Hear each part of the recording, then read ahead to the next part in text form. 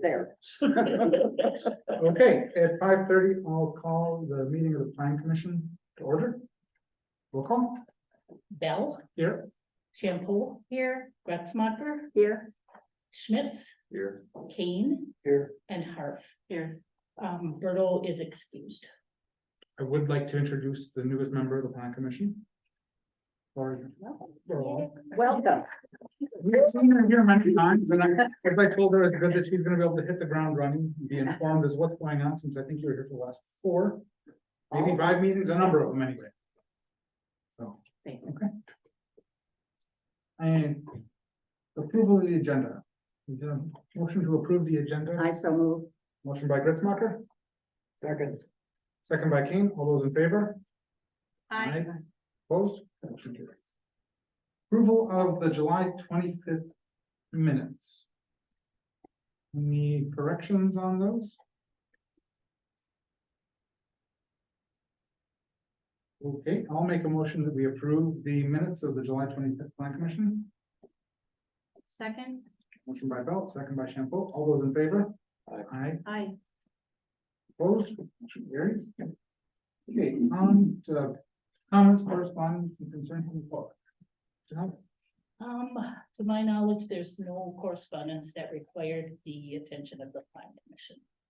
Okay. Is there anybody out there that would like to speak to a non-agenda item? Okay, on to the public hearing. Julie? Okay, so, we'll enter the public hearing. Janelle, do you wanna maybe note the time that the public hearing open? Sure. And this is in regard to ordinance number 2023-008 regarding creating uniform sidewalk standards. I'm not gonna read the document in its entirety, rather if it's okay with the commission, I will just read it by title only. So, amend chapter 66 zoning code of the municipal code for the village of Sister Bay to create uniform sidewalk standards. What we have found when we were looking at the zoning code is, many areas of the code were requiring, sidewalks that the group just kind of felt were unnecessary. Added impervious surfaces, added concrete to the lot. So we are deleting those, creating the definition of sidewalk, and then adding standards that would match the land division code, so the two read the same, so they're very similar. Biggest thing is sidewalk shall be at least 5 feet in width, but wider widths may be required in commercial areas, or widths may be reduced by a 3/4 majority vote of the planning commission. That is probably the biggest thing in here for those of you that haven't read it in detail. Other than that, that's all staff has on that item, and Mr. Chair, we can just see if maybe the public has any comments on that one. Any comments out there from the public? Okay. From the commission? Or do I close the public hearing? When you close the public hearing, then we'll ask for Okay. comments. Close the public hearing at 5:33 p.m. And the commission. One thing I saw on there, a pretty minor thing, I may have just thought and not said anything that I should have, but the it is page 12, first line there, says due to unique topographical features. I think we should strike that and just say that it's if the planning commission decides to override it, and let's not cite a particular reason. Just gives us a touch more latitude. I don't know if anybody else has any thoughts on that.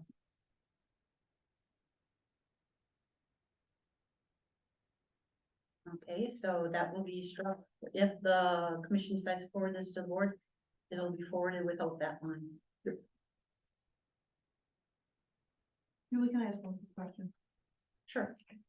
In amend 66.1050 on page 9, it says if sidewalk is being installed by the village, an 11-foot easement shall accommodate the sidewalk. Then it also says sidewalk shall be separated from the road curb or road edge by a vegetated buffer of no less than 3 feet. So this is anything that's new that's installed that would require, some sort of vegetated, which would be either grass or flowers Right. in between the curb and the sidewalk. Then we have the sidewalk and then we have the building, Right. right? Right. everybody else is grandfathered in, right? Correct.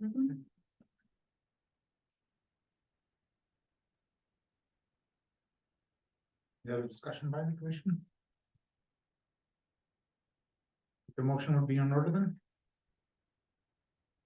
I'll make a motion that we recommend chapter 66 as amended to the board. I second. Motion by Bell, second by Gritzmacher. All those in favor?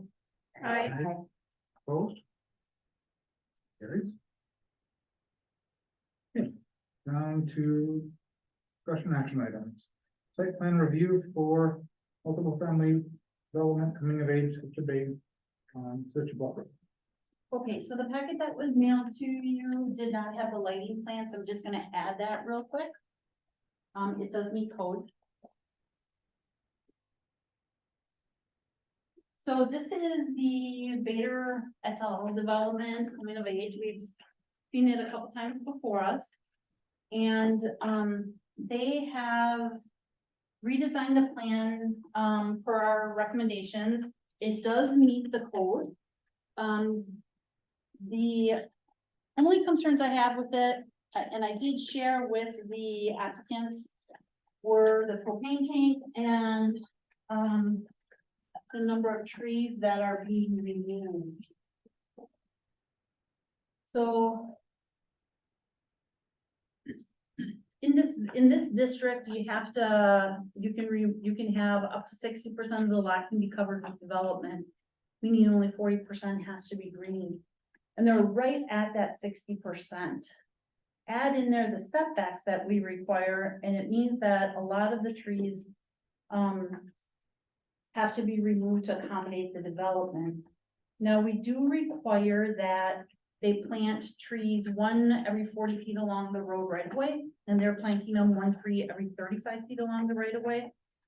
So we're trying to accommodate as much as possible. One of the, due to the amount of trees that are being removed, I did put in the development agreement that there could be that they plant 6 trees down at Waterfront Park, to try and mitigate the removal of the tree canopy that's occurring on that site. And Mr. Bader did get back to him. I did share my concerns about the tree cutting. He did explain they don't want to cut down any more trees, but the setbacks do require a lot of trees to be removed. He said if we reduce those setbacks, they would be able to plant more or try and retain them. However, this commission does not have the ability to reduce road setbacks. And I'll be honest with you, if it went to the Board of Adjustment, I am almost 99.99% sure it would be denied, because there is reasonable use of the property without cutting down or without reducing those setbacks. So, I also had a concern about the propane tank, because they are right at 60%. So when you add that propane tank, you know, whether it be 3 feet by 6, maybe 4 feet by 10 feet or whatever it is, that puts them like 40 square feet over the allowable impervious surface calculation. So we do require them to be buried.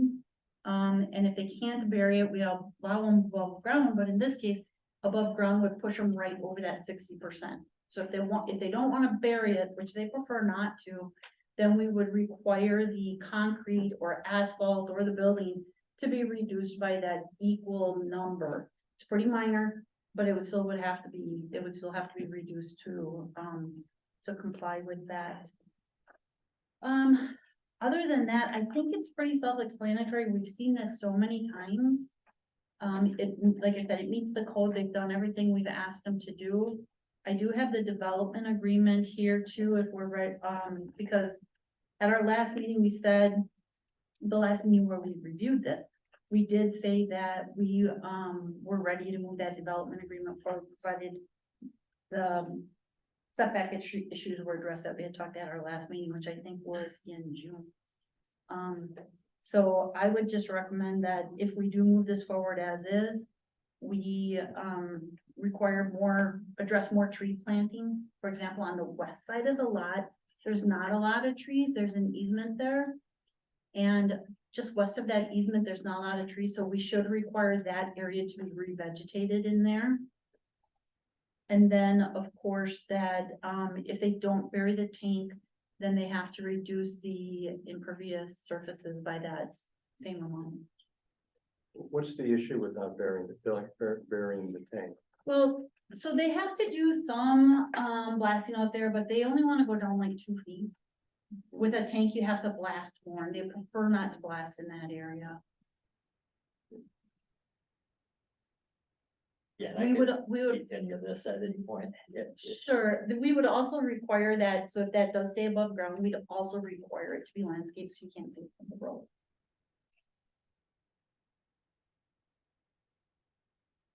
And, if you don't have any more questions for me, we do have the representative for the applicant here, who can ask or add some more information to. I have a question on the lighting plan. Sure. You're really gonna do incandescent lights this day and age? No, truthful. I will have to kind of double check that. I guess I would really wanna know what the specific wattage and color temperature and that is. It's something we've got from a lot of other folks. Generally for cooler, I think 3000 K or lower. Just have an idea of what Why kind of, would you do LED though? I mean, there may be a specific reason that I'm not aware of, but And that might be an error. it might also just be saying that that's what the fixture is. You may intend to put LEDs in there, but it's. I think we would intend for LEDs. That's my thought. I can double check on that one. I would say this though about the LED, so we just learned this at the Green Tier Committee, so we always want LED because it's more energy efficient.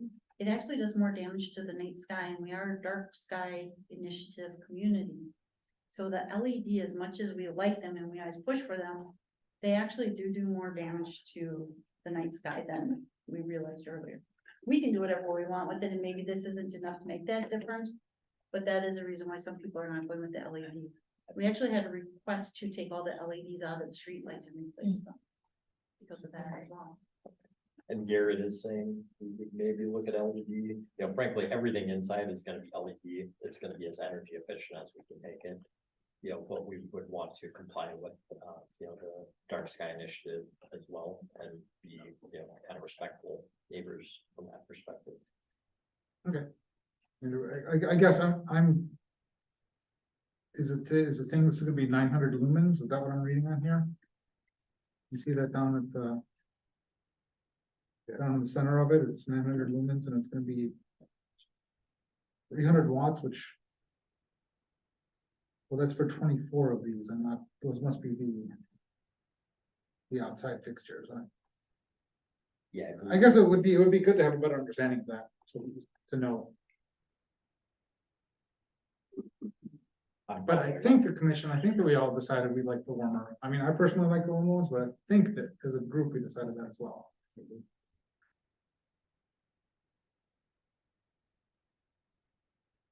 I think we're open to kind of whatever the Okay. village recommends on that. Okay. That was maybe, I tried to prepare as much as possible. That was one I did not catch, so. Sure, it's a spec. I mean, I get it. You're just grabbing a spec sheet on there. and it Yep. doesn't have all the I information, think- but sure, you're gonna specifically do. Everything inside is gonna be LED, so. I'm sorry, could I have your name, please? Yes, so I'm Eric Chandring. So I've been on a few of the Zoom calls, Okay, but then Garrett Vader, you may recognize, has kind of the longer hair and the beard. And then Andy Hireman and Andy's parents are the other partners. They were all unfortunately unable to make it today, so. that's fine. Could you spell your last name for me? Yes, it's JAND as in Delta, RAIN as in Nancy. Oh, that was easy then, thank you. Yeah. Eric, I have a couple of questions for you, concern. When you first came to us with this plan, the first thing you told us was, we love trees, we're not gonna cut down that many trees, we're gonna save as many trees as we can. Now I'm looking at this picture and there's a lot of trees going, and it's very sad. Especially on Sister Bluff Road, there's a big lawns I see. Where are the trees? I mean, there's a few that are on the roadway, but not what would be nicer. And what are we gonna see from Highway 42? Are we gonna see all these buildings behind? Is there gonna be trees covering up this development or what? I mean, you're using 60%, which you're allowed to maximum, no room for the propane tank. I'm against blasting on that bluff. I think it's bad for the neighbors. I think it's bad for the environment.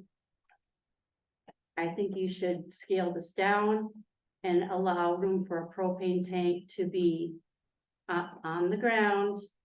And definitely there should be a lot more trees in this plan. And we're absolutely fine to maintain the propane tank on the ground and make some concessions there. Our previous iteration, which, you know, frankly, we liked a little bit better, had 3 duplex units, so 3 units of 2 buildings each. And I do have copies of that here. It's probably not in the packet, but it essentially did keep more trees and, basically kind of, I would say, better shield the property. So based on code, we had to go to 4 buildings. It just primarily because of the easements on the west side of the property. And the setbacks that allow it. So I think if it was at all possible and we could do 3 buildings, we could maintain quite a bit of trees. We're very willing to plant additional trees on the property and plant additional trees to kind of make up for what we're taking away. But really just based on, you know, the size of the units really aren't all that big and there's not a whole lot to gain. Even by cutting a couple feet off of any given unit, we're not gonna be able to kind of make too many additional, you know, I guess, enhancements from that standpoint. But, you know, 3 buildings versus 4 would probably give back 1/10 of an acre of trees in that area. You know, we're, I think, open to doing that if that is something that works. Otherwise, we are gonna maintain as many trees as we can around the perimeter. It is, so as you kind of come up, and I know you're all very familiar with kind of the location, but it is tucked back on Sister Bluff, where I do not believe you'll see the properties just based on the size of the trees around the perimeter. You'll see a little bit, but compared to a lot of the other area, you know, church across the way, quite open, stuff further back is fairly wooded. But I think we're trying to stay within code, and still kind of meet the intent of what we're looking to do. Well, planting trees is great, but it takes 20 to 50 years to get a mature tree. We want to see it in most of our lifetimes. What are we gonna see from Highway 42? Are we gonna see those beautiful maples? Those tall trees right behind the silver birch? Are those gonna be all gone? Some of those there will be some that will remain. And are we just gonna see these new buildings instead of the trees? It is still, if you kind of look, there's about 25 meters so of perimeter along the frontage on Sister Bluff. And then there is, you know, kind of the, 15 to 20 feet on the north and west side. So we're gonna maintain as much as we can, and we're gonna plant what we can as well to offset that area. I definitely understand your concern, and it is something we want to try to minimize the number of trees that we have to take out, but yet just based on the footprint, that's kind of where we are.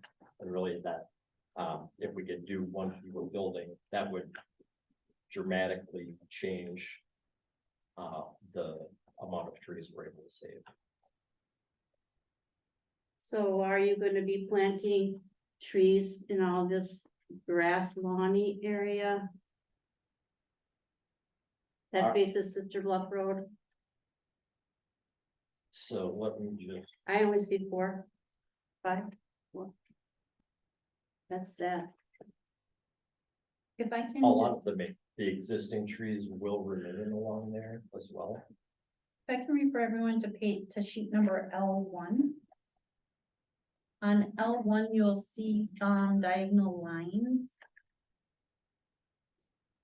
around the perimeter of the lot. That is vegetation that remains.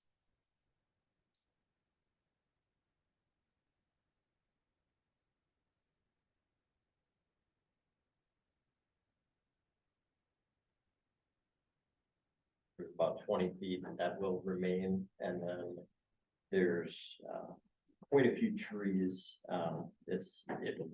kind of looking close, there's probably 40 or 50 new trees that would be going in that have kind of the different symbols that are shown, and they do kind of create a perimeter around the units closest to Sister Bluff. I'm trying to figure out which page this is. It's, Under Oh, 52, page 52. So everything that's shown as a circle with, kind of different, looks like kind of asterisks or stars or different types of circles, those are all new trees that'll be planted. And then Julie had mentioned that we do have 20 feet of remaining vegetation along the frontage of Sister Bluff and along Mariners Point. And then there's a buffer to the property to the south as well.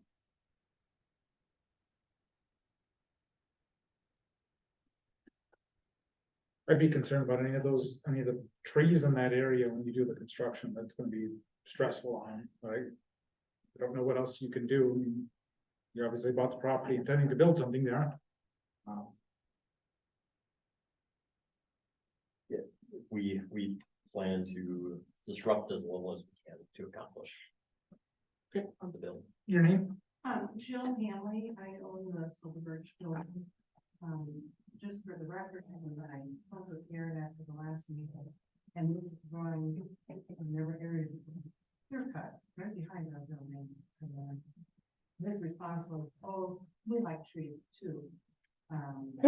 For the record, I completely commend the trees that are common for family land. We are adamantly opposed to any clear cutting because my concern is you're gonna send people in there with chainsaws and beg forgiveness later. So, We don't intend to beg forgiveness. We well, intend I'm to, just saying, I have deep concerns about the absolutely beautiful trees. And the drawings I saw outside showed huge areas of clear cutting, much more than 60%.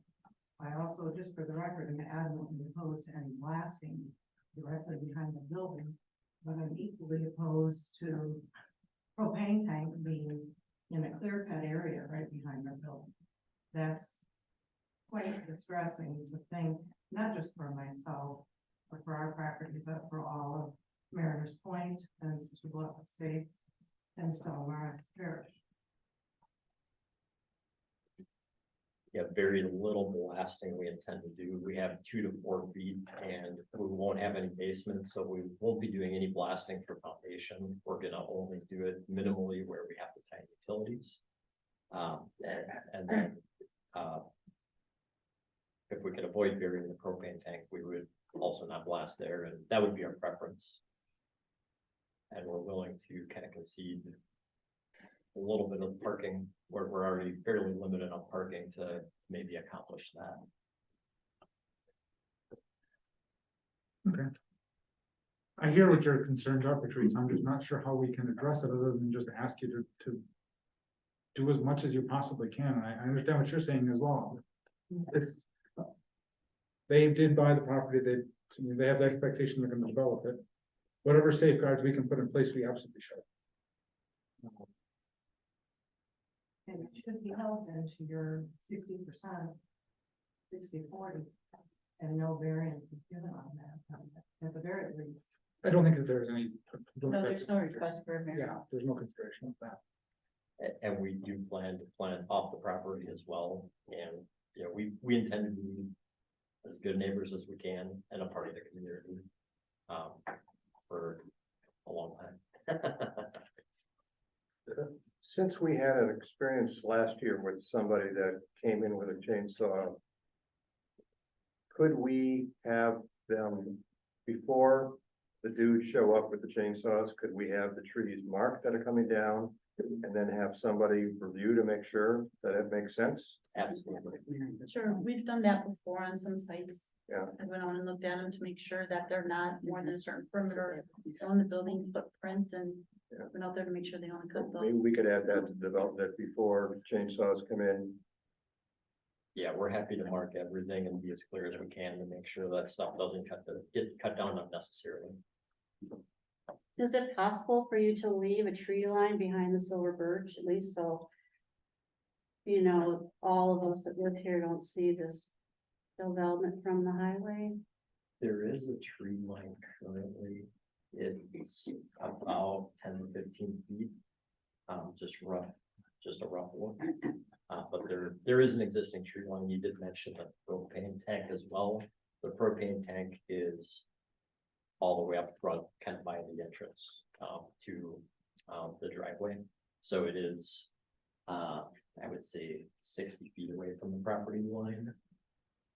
Or was it tucked by building 4? Yes, That is correct. Okay. and they show it with landscaping around it.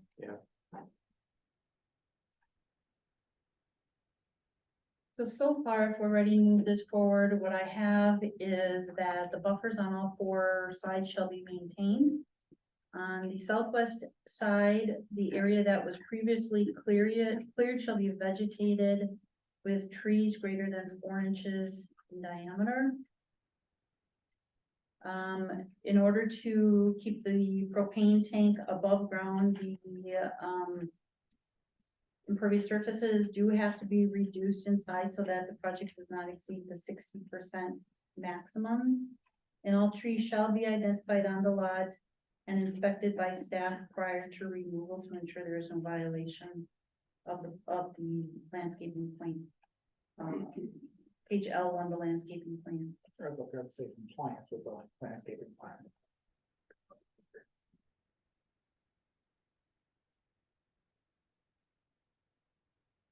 Being that you are taking down so many trees, can you do more landscaping on this property?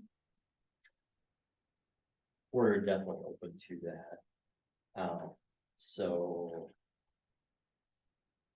We're open to, I guess, whatever would be, the most helpful in that regard.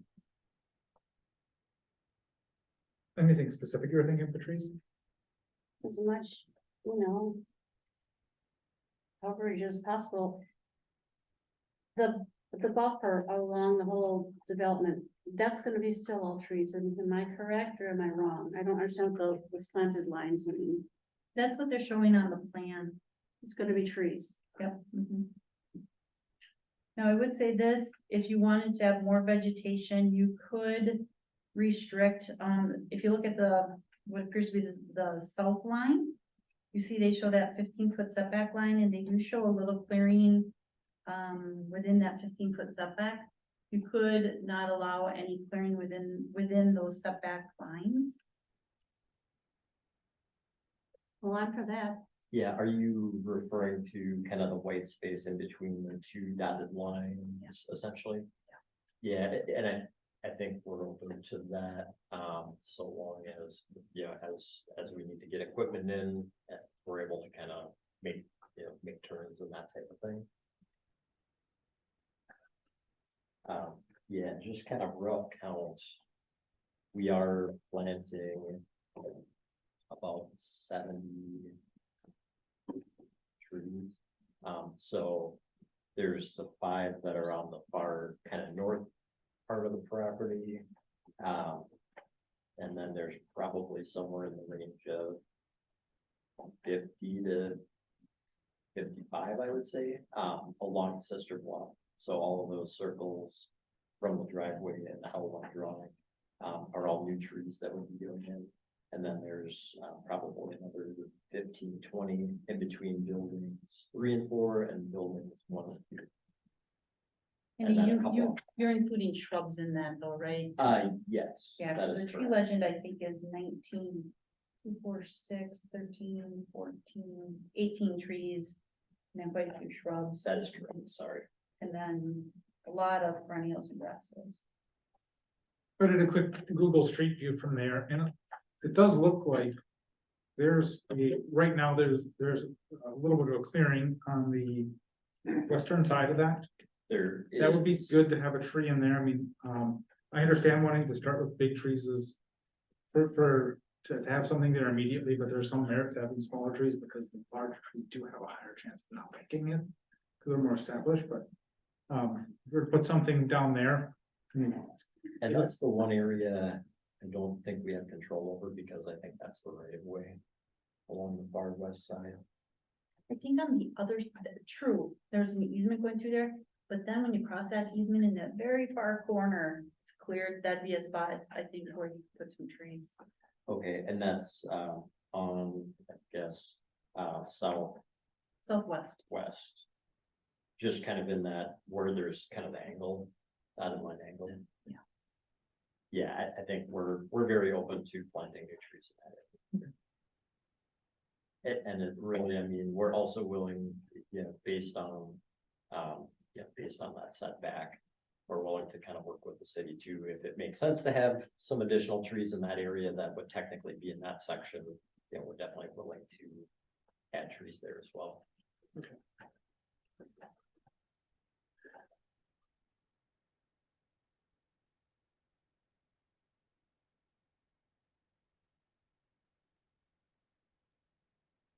Any further discussion? Ron? Anyone? I'm good with it. Margaret, you okay with it? Yeah. Yeah, I think, as you approach the property from the south, there is pretty good tree cover. And I think some of those trees would remain kind of off NWTC. As you're coming from the north, you're kind of coming uphill and there's kind of a bunch of stuff in the way anyways, so it's not super visible, I guess, from the highway or from the main drag. But, Sure. we're When, trying to be when the as- work is being done, it will get noticed and as it recovers. And it will be less noticeable, I'm sure. But if you guys do a good job. Okay. Would be a motion to recommend. Yeah, so this would be a motion to, if we're okay with this, we'd want to recommend approval or the development agreement be forwarded to the board with the changes mentioned. You also have to approve all the plans, because those have never been approved yet. Right, they're part of the development agreement, but Okay, you're right, so the development agreement would say the plans reviewed at the August 22nd meeting, which is what's in the development. okay. So moved. Commissioner Schmidt, Second. second by Gritzmacher, all those in favor? Aye. Opposed, Nay. motion carries. Is I have it a possible general for me to question just for- get a quick clarification? If I show just a drawing quick. I just want to make sure that what we're committing to since, but essentially additional trees kind of in this area. Here. Here. Yep. And all this other stuff which you previously said. Okay. And then And then plant new this, trees in this area. Yep. also. yeah, because this area is bare. Yep. This is gonna need trees here, you can see the little. This gets trees here. Nothing touched there, nothing touched on there. Propane tank can stay, but then these are gonna have to be reduced by an equal amount, so you don't need 60%. So each one will go by like a foot. Making sure that, I apologize for disrupting there, but just want to make sure that we're on the same page. General question on development agreements. I didn't want to ask it in particular to this one because I know we don't want to amend, change to any particular development agreement. But I think at some point I'd like to discuss the difference between open space, green space, and my preference of natural space. I don't know when the appropriate time for that conversation is. Sure, it's interesting you bring that up because I was going through some old files and I saw where the plan commission had a very lively debate on whether to use the word open or green. And they switched it at that time from open to green, I think is what it was. Is that something that we want to have as an agenda item on its own? Yeah, I think we should. I mean, it's gonna affect several parts of the code. But yeah, we can definitely do that. I think when we get to the end, when we're talking about next meeting, Okay. or things put on an agenda, let's put that on there. So just make a note for that.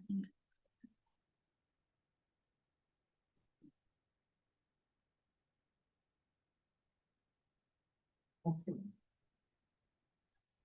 courtesy review for the parking waiver on downtown retail building for Cox at 10668 North Bay Shore Drive. Okay, so at the corner of Bay Shore Drive and Mill Road, there is a tiny long lot, 2-story. The quilt shop is in there right now. And it's pretty common in downtown to have these older lots where you have a building going lot line to lot line, they can't provide the parking. What we've done in the past is we've made every business that goes in there, we make them come back before us every single time. This last one, we approved the quilt, there's an apartment above, real estate office, and we approved the quilt shop going in there. And said, hey, you can use the parking across the street. And then the neighbor had given them approval to have to use one of their parking stalls at Goal, which is the neighboring property. The current owner wants to sell it, and one of the problems he's having, and I've actually had 3 businesses come in and talk to me that were interested in buying it. And the problem always is, they can't make parking requirements, there's no guarantee they're gonna get a waiver, so people walk away from the deal. So when I talked to Mr. Cox, I said, you know, why don't you ask the commission for a permanent waiver on there? So that so you can move forward with the property. And we can not be facing this every time the ownership changes or a new tenant comes in there. So basically, they can provide the parking for the unit above, whether that's an apartment or an SGR or whatever, it takes 2 stalls. And then there's the office space and then what is currently the retail space. There is room across the street in the public parking, we've always let them do that. One of the comments down there or things that was observed is anything that goes into that small of a space is probably gonna be something where somebody's walking past the building. Hey, I'm gonna go in and I'm gonna get an ice cream cone or whatever. It's not the type of location that's conducive for like a destination business, like somebody's like gonna drive an hour to get here, have to find parking and go in there. But if they did, we do have the parking lot across the street. It's a village parking lot next to the Door Hotel there. So he is looking for a permanent waiver on here to acknowledge that they have 2 parking stalls on the east side of the building. And he knows he has to put asphalt on those and bring them up to size. There is asphalt out there, but it's just not the right size yet, and he's willing to make it compliant. We talked about that. But there is no physical way to ever put more parking on that property. It's just not gonna happen. So, there's no, and you'd have to jump a curb to park in the front lawn or something. So he's in a pickle. He's in a tough situation here. You saw the letter that they had submitted. So I know we've talked a lot about less asphalt, less parking, becoming more walkable. I think this is kind of in line with that. But it's really up to you guys what you want to do with that property. You can make every owner, every business keep coming back before you, and I'm sure it's always going to be the same thing, park across the street. It's kind of ridiculous to make them keep coming back if the answer is always the same, in my opinion. We You're need the to plan know commission. what's gonna be there, I think, you know, like. Could it be a short-term rental? Could it be a condo? I mean, Well, so as long as it's an allowed use, you know, the parking is consistent with it. So they currently have an apartment upstairs and they currently could use that as a short-term rental. I They think have, it is, I think I've seen it on VRBO. well, they have 2 rentals, they have 2 spaces there for that.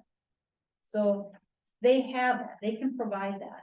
Like I said, the other half is real estate, which, you know, you don't get a lot of drive traffic on real estate anymore. And I agree, maybe what we say is if it's not if it's anything other than a permitted use, it has to come back. But if it's a permitted use, maybe it gets the waiver. I don't know. I'm just trying to figure out how we can help move this property, how we can not have another vacant building, or I shouldn't say another, but how we can avoid having a vacant building at a major intersection and some way to help it so we can continue to have retail or other businesses on that property without scaring them away. Because like right now, people are walking away from the deal because they don't want to come in and deal with the parking situation. Something that I thought when I saw this, something we've talked about, but we've never done, fee in lieu of parking. We do have a fee in lieu of parking, it's in the code, we've never charged it. I think that's gonna be part of this, part of taking care of, there's a number of, I really don't wanna see any more asphalt. But there's some things we need to do to enable that.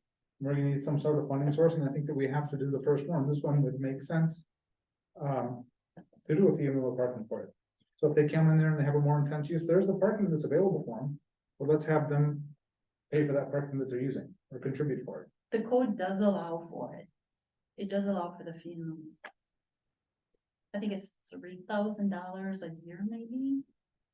I think we need to think about, we need to come up with a formula, because it would be whatever the cost, in my head, what I was thinking is the current cost to put a parking stall in, and take that over 10 years, because you shouldn't make somebody pay for the whole parking stall every 10 years, every 20 years. Figure out what that would be and have it be based on some sort of reality, and then have that used for that area. You have to spend that money on parking and improvements in that immediate area. It's in the code, but has it ever been used? We have No. not. No. And I it think- is $3,000, I think it is $3,000. And what's being proposed here, is this legal for us to do this? Well, it's, he's not asking for a variance, it's written as a waiver because, Well, it's The not a plan- variance, but I'm just, yeah, the plan commission has, yes, we have done this on other properties, so if you go across the street on some of those businesses, we've waived the parking requirements. Well, in my opinion, if I remember correctly, I Or we was just on the don't. board. CHOP does not have enough parking. CHOP does not have any parking.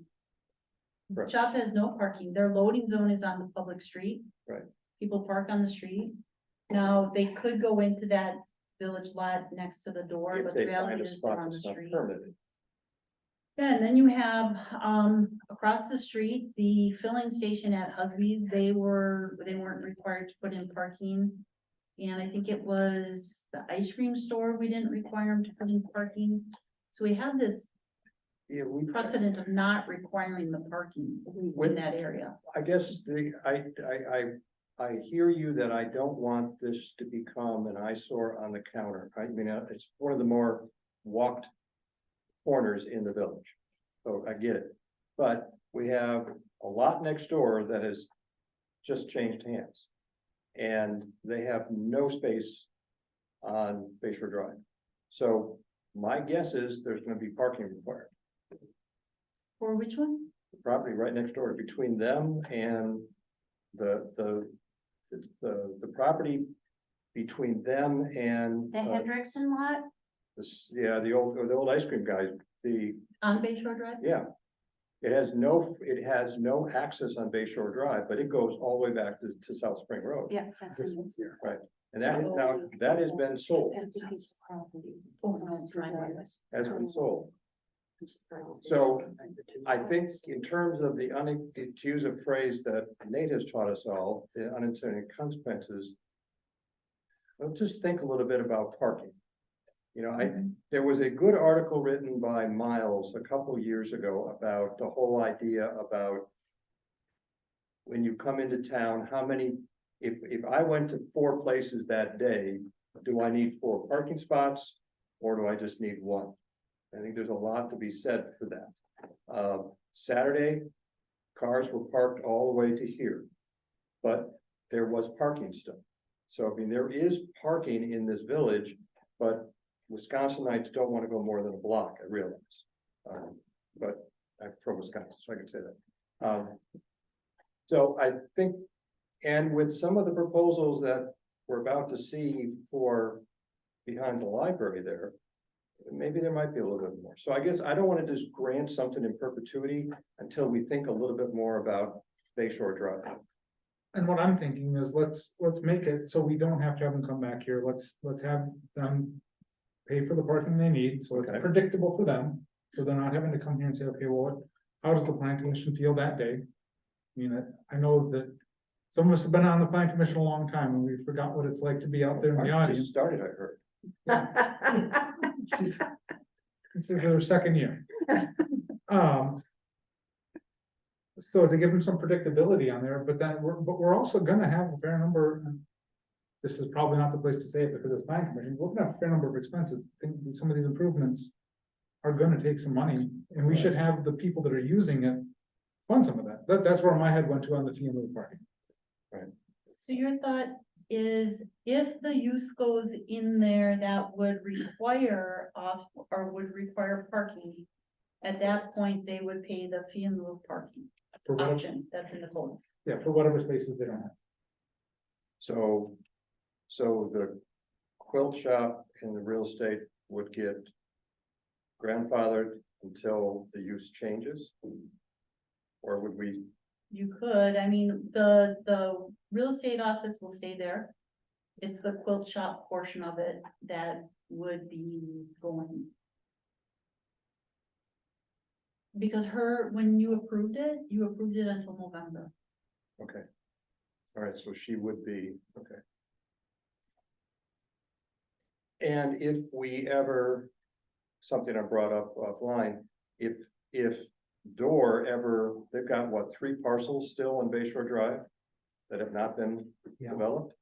Yep. That's another use. And where's their parking gonna go? They're already short by about 1 jillion, so. I mean, the reality is, it's a universal problem on Bay Shore Drive. Yeah. If you go up and down Bay Shore Drive, there's a lot of little lots and they just don't have the parking. They're using the street. And I'm not saying that's a bad thing, it's downtown. I'm just saying. Fair. You need to treat them fairly. If we grant a waiver, does it then go with the property in perpetuity or? What we would do is we would require like a deed restriction, saying that we agree to it. And then put it on the property with whatever conditions we want. So it will probably be like a deed restriction that says they do not have to provide additional parking other than the 2 conforming ones. Unless a use occupies the property that is not a permitted use. So we allow certain things that are just automatically permitted. If they would want a conditional use, that's a different story. So then at that point, it would trigger need for parking or some other review. You mean like a restaurant, so put a restaurant on the side. And this is Todd Cox. Todd, I don't know if you have anything else you wanna add? I don't, I think you're conveying everything that so I conveyed. I like the fee and lieu parking. And can we just, we're gonna have any issues with this stuff, we've never enforced it. And now we're going to start using it. My question on that would just be. Is everybody grandfathered before us and we're the first ones that kind of get impacted by this? Or is the Door Hotel and the coffee shop and ice cream shop and everything else and gonna start to have to pay that fee, you know? Good question. How I would see it is, as uses change, they become subject to it. That's how I would envision it, but I don't know how the rest of the plan commission sees that. Do we have any idea what's going to be on this property? Is it just, are they gonna tear it down? Is it gonna be? It's not gonna be, well, we don't know what a new owner would do. We don't know what a buyer would do with it. The current proposal is to sell it as is and continue to have the apartment upstairs, although like I said, it could be short-term rental, and to continue to have that one of the 2 units on the bottom be used for real estate office. It's the unit where the quilt shop is that is the one you're probably gonna see a change with. And Mr. Castor is not going. He's gonna use that space until. We can't use that space. That's the real estate office. So, I didn't hear that. He said Mr. Castor isn't gonna go anywhere, so he would continue to have the real estate office in there. But we don't know what would go in the other space. Right, you don't know what would go in there. And if I'm not mistaken, that short-term rental upstairs, which it has been, I think, off and on for the last couple of years. Real quickly on that, we stopped that when we were asked. Pardon me? Man, we stopped that when you guys asked us to stop right away. So there's no short-term rental up there There's anymore? no short-term rental. if I'll say something, I don't think you were likely to say, is that I think he got some bad advice about what he could do. That's right. And then then the village came and said, hey, you're not supposed to do it. He said, hold on, this is what somebody gave you some bad advice. And very quickly he said, well, hey, I don't want to break the rules. Okay, That's exactly right. Now, I mean, listen, I mean, I However- understand both the pros and cons of VRBO, not only here, but everywhere else. But there's really no better location for VRBO Airbnb than that place. It's right downtown. They can walk to everywhere, restaurants, wherever else. I mean, that, I understand the neighbor, being in a neighborhood and issues with that. As far as VRBO, Airbnb or short-term rental, that's as well suited as it can be for a short-term rental downtown. So in the past, it could not be used as a short-term rental. He was told he couldn't and he stopped. I will say this, the codes have changed and now it could be a short-term rental. It's not right now, it's an apartment, but it could be if you wanted to. It'd be limited to the 2 stalls.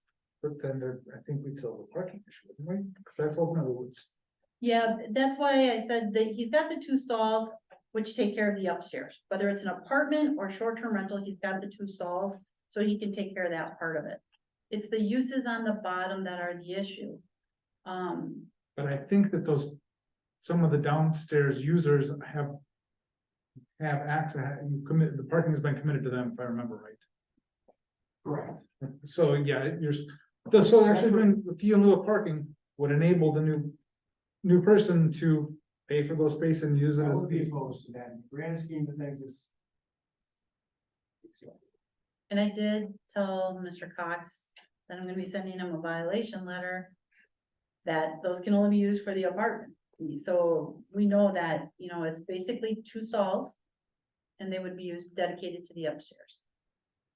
Now, I will say this, if it is a short-term rental, that means. A good portion of the time there's nobody there, and then you do have 2 stalls on site.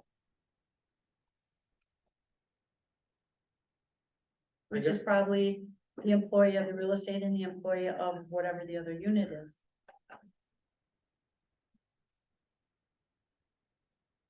How about we go fee in lieu of parking if the use changes? Yeah. Okay, so if it's. The approval for the quilt shop, which is retail, ends in November. Sure. So to say if the use changes, we can't really do that, because, or unless you, so do you mean like ignore let's just say the quilt shop's not there. And say that if it is anything other than retail, it has to have fee in lieu, is that what you're saying? No, because right now she is generating retail, but since if her use ends when, in November, starting in December, she pays fee in lieu of parking. Okay, so it's that particular occupant, not really. the Or, use and, change. or, I think we have to write in for both, because there is nothing absolute, and even though Mr. Castor is never going to leave there, he could hit by a beer truck tomorrow and he's gonna be gone, so There in Wisconsin. it's Thursdays too, right? Just don't forget it. So anything above 2 units for that property would require fee in lieu? Yes.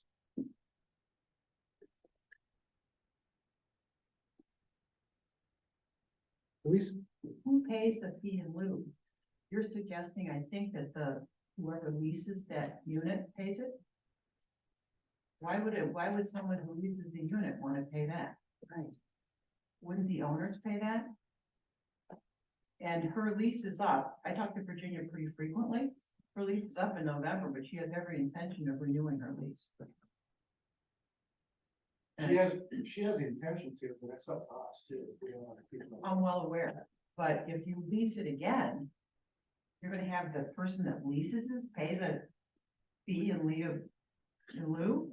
I guess you're saying, Really? even if it wasn't if it was in December, if it's retail, we're saying we want the fee in lieu of place on that unit? Yes. Well, it's semantics. From our standpoint, we'll raise the rent. I mean, you can pay it or, some would work out some arrangement. It's not a whole lot of money at the end of the day, so. I'd have to look at the That's- code. It's not something to get all caught in the weeds about. It's- Yeah, I'd have to look at the code. It might say applicant, it might say owner.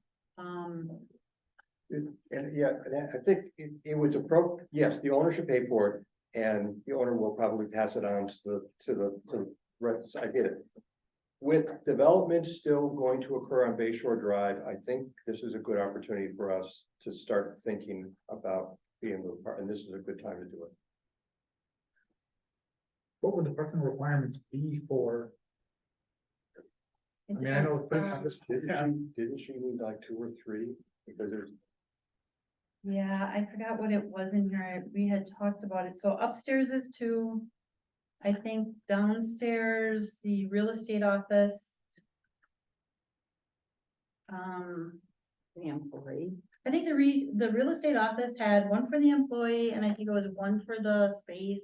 And I think the other one was 1 for, so you need 1 for each employee at the greatest shift. So during the day, if there's 2 employees in there, you need that. And then it's also based on square footage. And the quilt shop is in the larger space. Right. And I'm assuming there's 1 employee at a time, so it's 1 for that employee, and then a certain amount for the retail area in there. You know, for example, we had somebody interested in that property, and he was a sunglass salesman. Now that is, in my mind, people that are walking by, that's not gonna generate any new traffic. And what do you do in a situation like that? Does he still pay a fee in lieu? He doesn't have a need for parking. These people are walkers.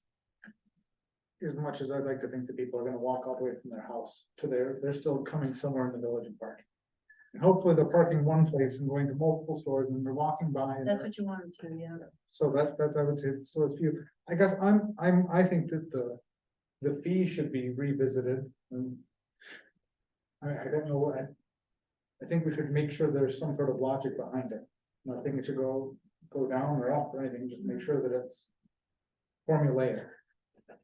You know, the fee in lieu of parking became a discussion at the Marina Committee meeting because we were talking about the commercial vendors, the people that offer services down there that don't pay for parking.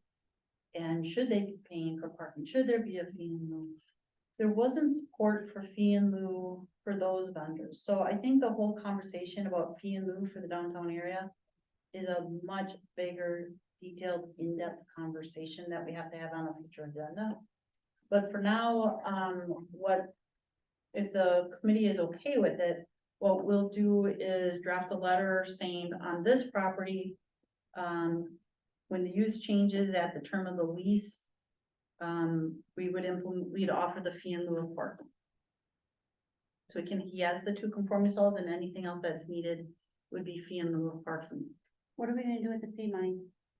Specifically, I believe the way the code is written, I don't have the code in front of me, I believe it's set aside for future parking needs.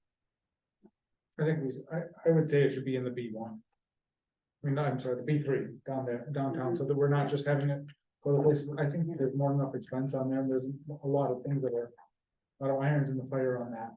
I don't have a problem with this if they don't have parking for that unit, but I'm not in favor of something forever and perpetuation or whatever. I think, we need to put limits on that. What's it gonna be developed as? What's it gonna require? It shouldn't be like forever thing, just. It's gonna be a surprise. It's just guessing. Okay, so I will, I believe I have to come back to you with an agreement on this. So you're gonna draft an agreement between Todd and the village? Yeah. Okay. I guess from my perspective I understand that it takes more of a discussion. But I look at this, I think as you do, this is the first step to making sure that we're doing this because this is something it's a big issue. it's a big issue, we should address it. Yeah, you're just opening up something here that needs a lot of discussion. Yeah, this is a small business that's brought it up, but there are bigger options that could be in, so. Yeah, because like I said, if you look at the GIS, look at the lots and the buildings in relation to the lot lines, it's almost every property or every older property Which is what we want, right? We wanna keep that charm. We don't want all the buildings down there. Right. Mhm. So we have to work with that, figure out how to work with that. Okay, so, I'll look at the code on that. If it comes back, it comes back. If not, I'll see how it's supposed to work. Maybe it's just something the attorney signs. I'm not sure. But on this particular one, we're gonna impose fee in lieu of parking. Is that correct? Yes. Do we need a motion for that, or do we have consensus? If consensus, Okay, I believe we have consensus on that. Okay, now is that just for Virginia's unit or for, Dane's too? so it is when the use changes, because right now it's grandfathered, right? Or let me take it back, the real estate, they have the two for the apartment, the real estate was grandfathered. Virginia's approval, you gave her approval till November. In November, your approval expires. That's what you told her. So after November, we have to implement the fee in lieu. But So- just to be clear from my standpoint, if someone calls and say interested by the building tomorrow. And you use Virginia spot, I have every intention to keep Virginia, which is one for one. You know, is that, would they then have to come back in front of the board? That's my, so you're saying they'd be grandfathered in for the parking, because if they would have to pay for it, the fee in the parking. They would have to pay the fee. Whether it's Virginia, whoever it is, whether it's Virginia or anything else. After November, they would have to pay the fee in lieu. And Castor's, when Castor's lease ends, and he renews, which he will then, or is he grandfathered in? I wanna be clear with him too. So my understanding is he would be grandfathered in, because he's not, the plan commission did not give him a time limit on Virginia for whatever reason they did. I guess, well, let's, my thought is, that's one building, there's two spaces, however the owner of the building wants to allocate those spaces. And any spaces need more than there, if those two spaces are tied to Castner, okay, I'm fine with that. if they're not tied to Castner, then. But wait a minute though, so that means. My concern with that, Nate, is if the upstairs is an apartment and you have two people living there full time.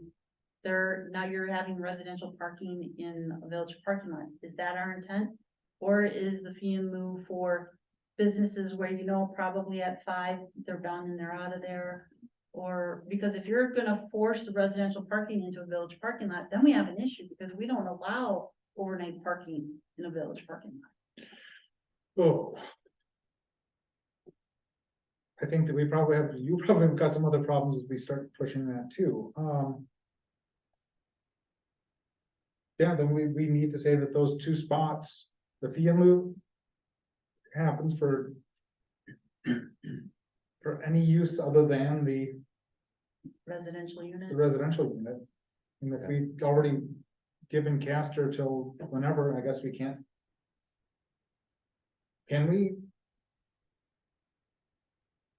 I don't know how long Castor has been in there. I think he's been there too long for you to touch. Okay, Maybe it's not grandfathered, but it's been there long enough. I think it'd be a hard sell to kick him out. I mean, I'm guessing he's been there 10 years.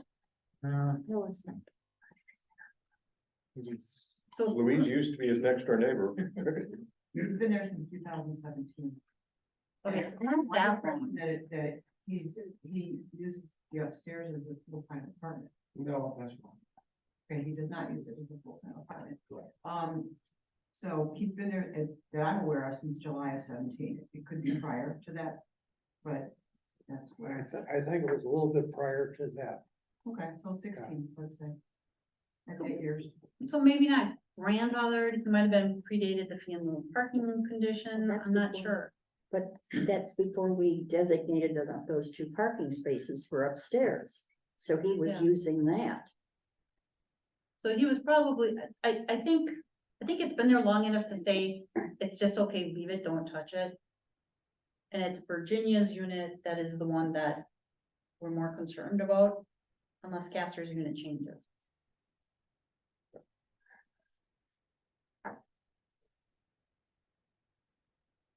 I guess, I think that Castor's actually got the rights to those spaces though, so I don't, maybe that's getting way too far into it. We're thinking about things that we shouldn't worry about. Yeah, okay, so fee in lieu of, so the agreement is fee in lieu of parking when the use changes. Yeah. Okay.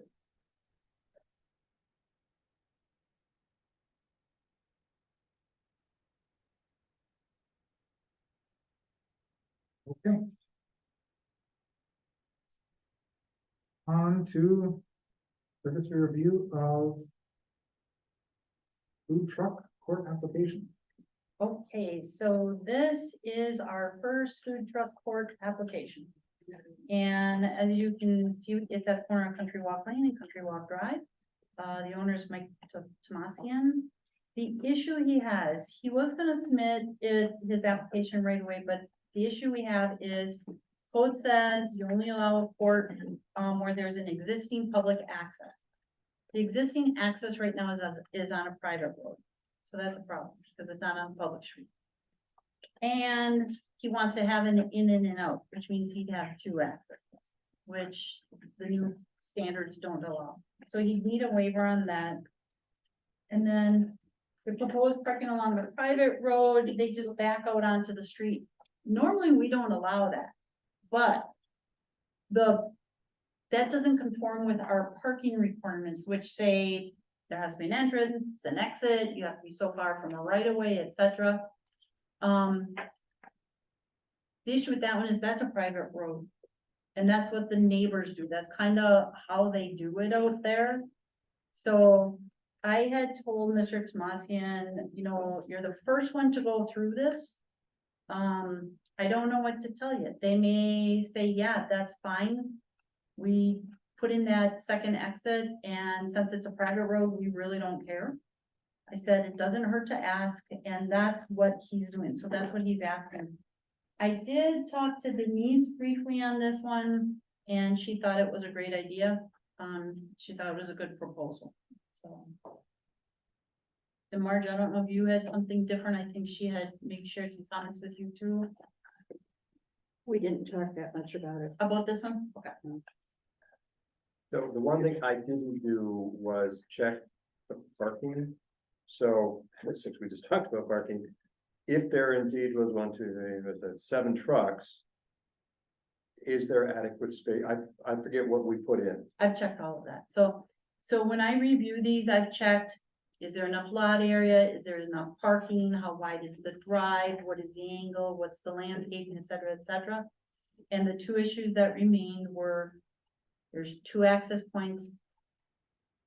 One's not on the public street. And then he's backing the cars out onto the private street. Now, he did have an agreement with his condo association, which addressed that matter as well, about the cars backing out. So, what you see on page 70, those responses there, that's actually from his engineer who was going down the checklist as well, but it does meet the other requirements of the new code. So as you drive down this road, Lundquist backs out into it, and then across the street, the new deli restaurant, they also back into the private drive too. I think the deli actually has room to back out into their parking lot. It's the one to the north on that same side of the Lundquist, street. yeah. I have a question. It seems like we're granting him an exception to our ordinance. I don't know how we can do that. Yeah, we can't give variances. I think that if I remember right, it had said unless approved by the plan commission.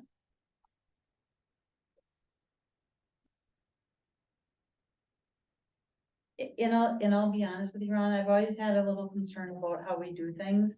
Because I know there's so many things, like, let's go back to that downtown situation. We just give waivers on parking all the time. That's kind of, and I think we do it through our site plan review. We use the site plan review tool to do that.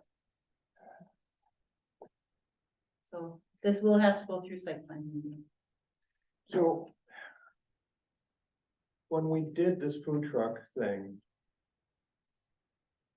why did we require, I guess part of me is, let's go back to the genesis of it. So it's got to be off of a public road. Okay, it's a good idea.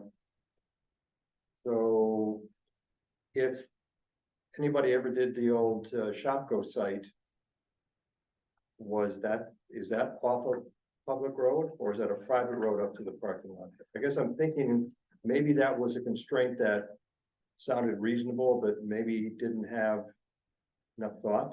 Yeah, so what it was public access. So we wanted to say if they already had intentions of development. So if there was a culvert there, if there was a drive into that property, let the property be developed. That So, was my recollection saying, if there's something there, the intention was to develop this property anyway. so in this case here, if he did not circle back and come back onto the private road, that would have gone away, even though I'm not recommending.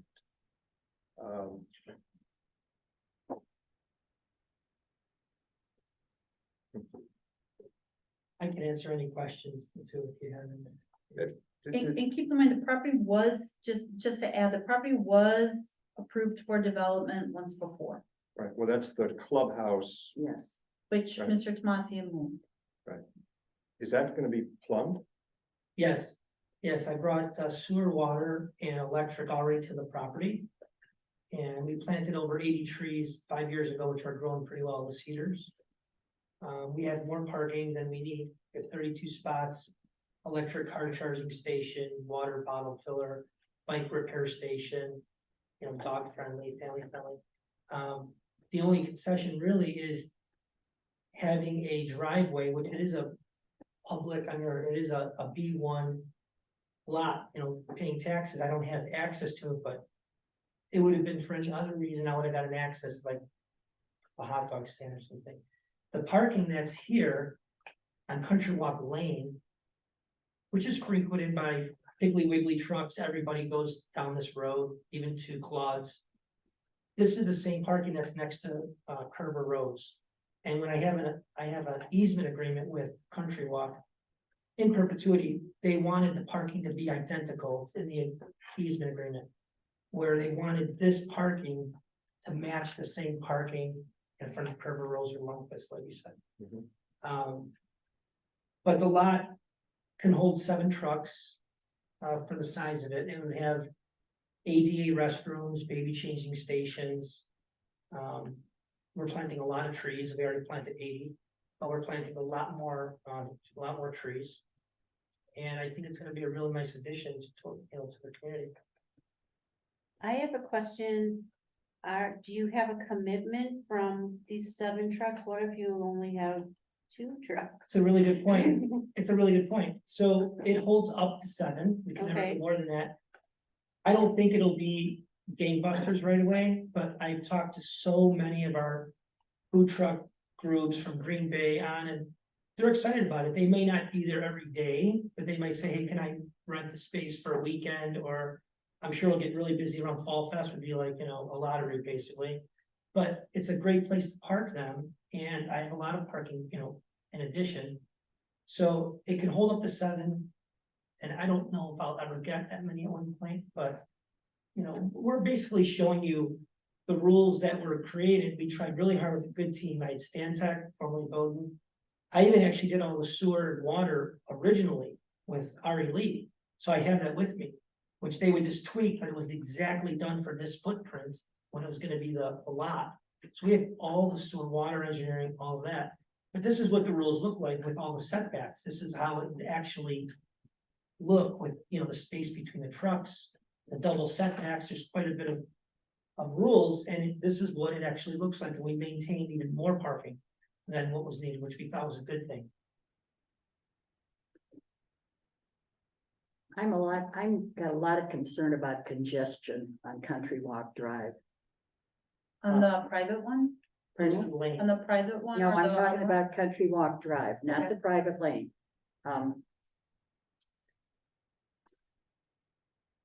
I just see that road is already a cutoff that many of the locals use anyway to get around from coming off Highway 57.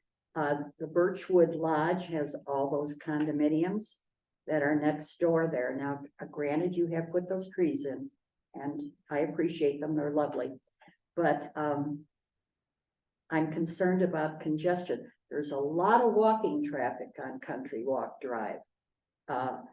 Kids from the daycare, Northern Door I agree. Children's Center, from Blackstone, from the condominium, the apartments.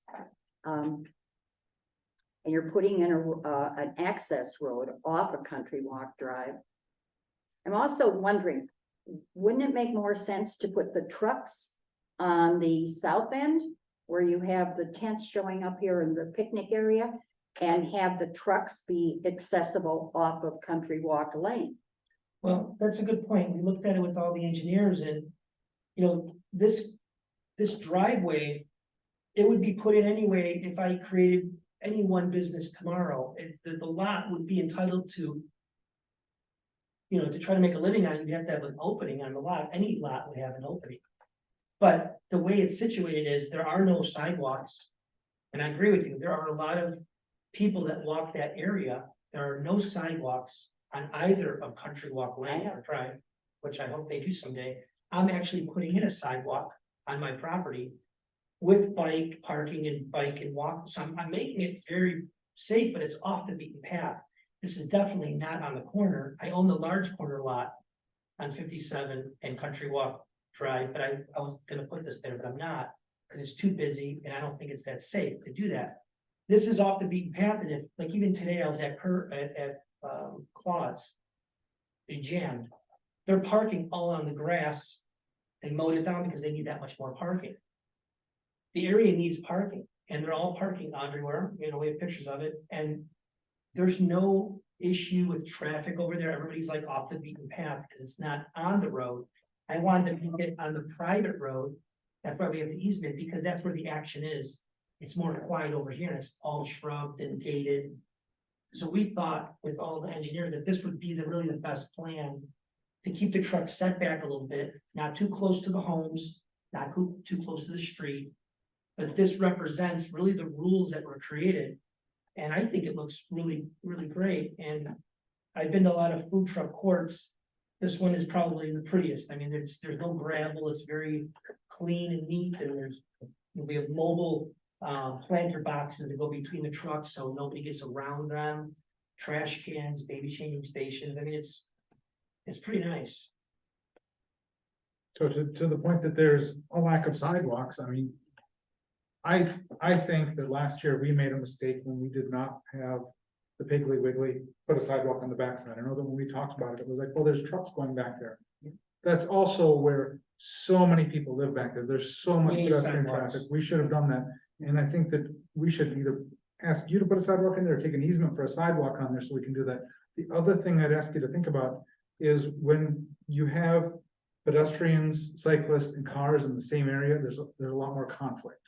There might be as simple as putting a couple bollards in or whatnot, but whatever you could do to separate those users. I agree with you. We just wanted you to see like that it's a place that, you know, I would love it to be busy right off the bat, but right now it's being people walk on it, right? They walk their dogs on it. There's bikers all over there right now. It's always been like that. People are walking from Country Walk Drive, people that work at the Pig. I watch them every day. I've been there for so many years. And they traipse through the whole area right now. Bikes, cars, walking traffic. I am trying to keep it a little bit more organized and safe. And I am fully open to doing a sidewalk in front. And I would love to see sidewalks on both sides of that Country Walk Drive to 57 someday. Because it is trailing a lot, but it's beyond my scope. You know, I'm trying to make this lot, you know, I've owned it a long time. We invested a lot in Sister Bay Athletic Club. I took a bath on that because this crazy thing COVID happened. And then I had this lot ready for outdoor activities and things like that, and that fell apart too. So, you know, with Claude's being there and offering more choices to the community, we really thought that these food trucks would be wonderful. Just, you know, for the simple fact that you can get food, you know, rather quickly and bring your dog and bring your kids and hang out there. And again, it's off the beaten path. It's not on. I do like the layout here, and I understand what you're saying, Marge, about the traffic, and that's where I look at it. And Yeah. I appreciate that you've actually got bike signage here on there. I mean, like, I see you're thinking about that. Well, I have a bike repair station. so Yeah, I can tell that's already in there. I'm just saying, like, so for that traffic, we're going to, I hope we complete that 57 trail at some point in the near future. And then we're still 2 lots away from getting that connected, but that could actually get people to walk there. And that's not, that 2 lots away is pretty darn close. Yeah, I'd love to see it because that area is really busy now, especially with all the new homes being built back there. I mean, it's it's great area. But so fundamentally, the question we have is the 2 entrances, that, The 2 entrances and the one being off the public street, since there's not an access there right now. I think there was one planned there before, but there's no access there. I think as long as we don't run afoul of our code and we don't get ourselves in trouble in the future, to Ron's point, I'm okay with this. I think this is reasonable. And let's get an easement in there for a sidewalk now, like we did with Peach Barn. Mhm. I like it. I think this is gonna be really good for Sister Bay. It's gonna keep all the food trucks in one place and not parked all over, you know, Sister Bay Village or wherever scattered. I think it's a great idea, being that we don't offer or allow fast food in the village. This is going to be a nice feature for visitors and residents to get some food at a reasonable cost. And I like it. I like the bike access. I like the family feel that we see here. I do agree we need some sidewalking. But other than that, I think it's terrific. Lisa? You know, I think it's very innovative, you know, and I think that the village has always prided itself on innovation. Marge, I don't disagree, there's a lot of traffic over there. But in Foot and everything else, and I drive through there quite a bit, and I go to Innovative a lot, actually. To pick up my printing and things like that. And so if the village could find a way from a funding standpoint to do something with, you know, just make it easier and safer, because not even just for what Mike's suggesting, but there's a lot of people who live in those condos and apartments back there, you know, we make it more accessible for them. But based on the way that the food truck ordinance was built, and I don't disagree with it. It would be hard pressed to find something like this. That's a tough one for somebody in a fairly, to do something fairly close to the village. And when people call us to try to do something at a festival or event, there's nowhere to put it. Because I know I'm not gonna have, for Fall Fest, I'm not gonna have a bathroom plug. I can't put them anywhere. And it's okay, you know, because you have to balance that against the brick and mortar businesses and, you know, that kind of thing, but bear in mind too, we have local residents that own food trucks.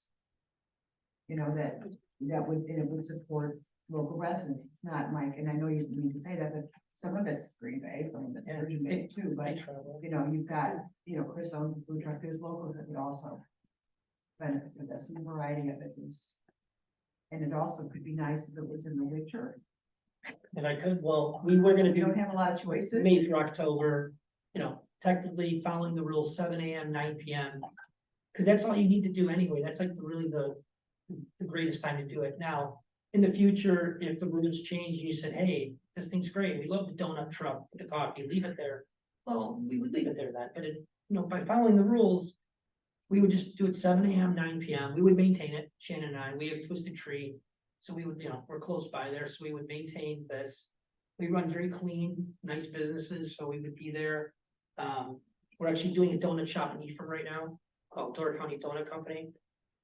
That's a long story, but this is something I think is a good addition, and it does bring everybody to one spot. You know, and if, let's say you get calls at the village, hey, I want to do a food truck, so I'll go on, go talk to Mike over there, and maybe, they can park over here. It'll help to lower the level of country life. It will be happy. It's gonna be really good for country law.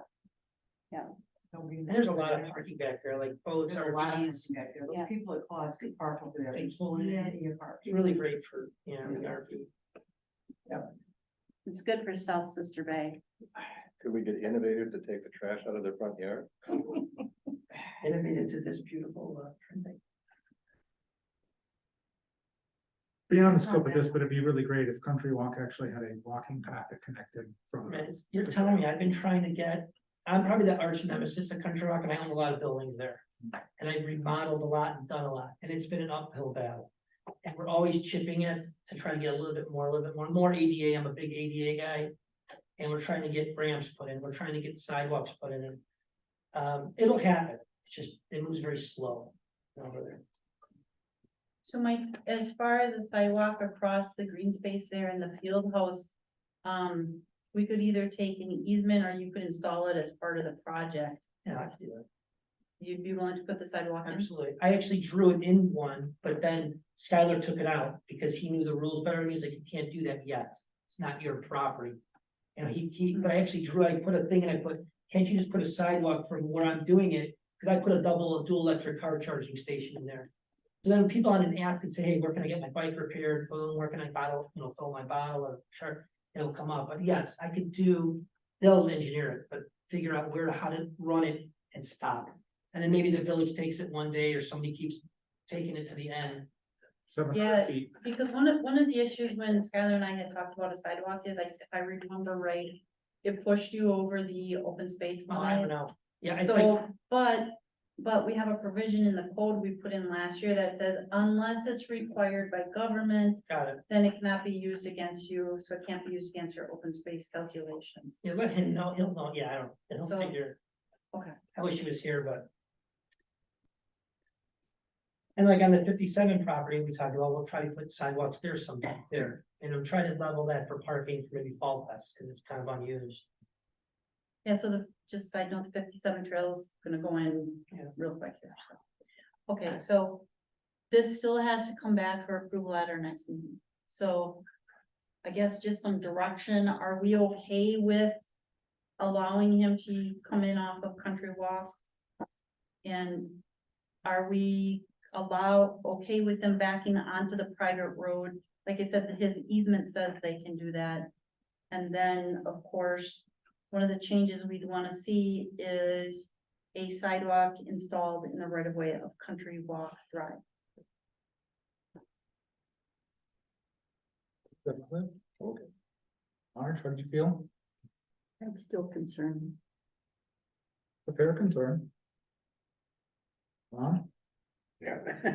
You're concerned the I have difference. concerns, you know, you're talking about the traffic on Country Walk Drive. That Country Walk lane, basically, the way it's parked in there and everything, that. If that is actually a road, that's more like an overgrown driveway. As far as the width and everything.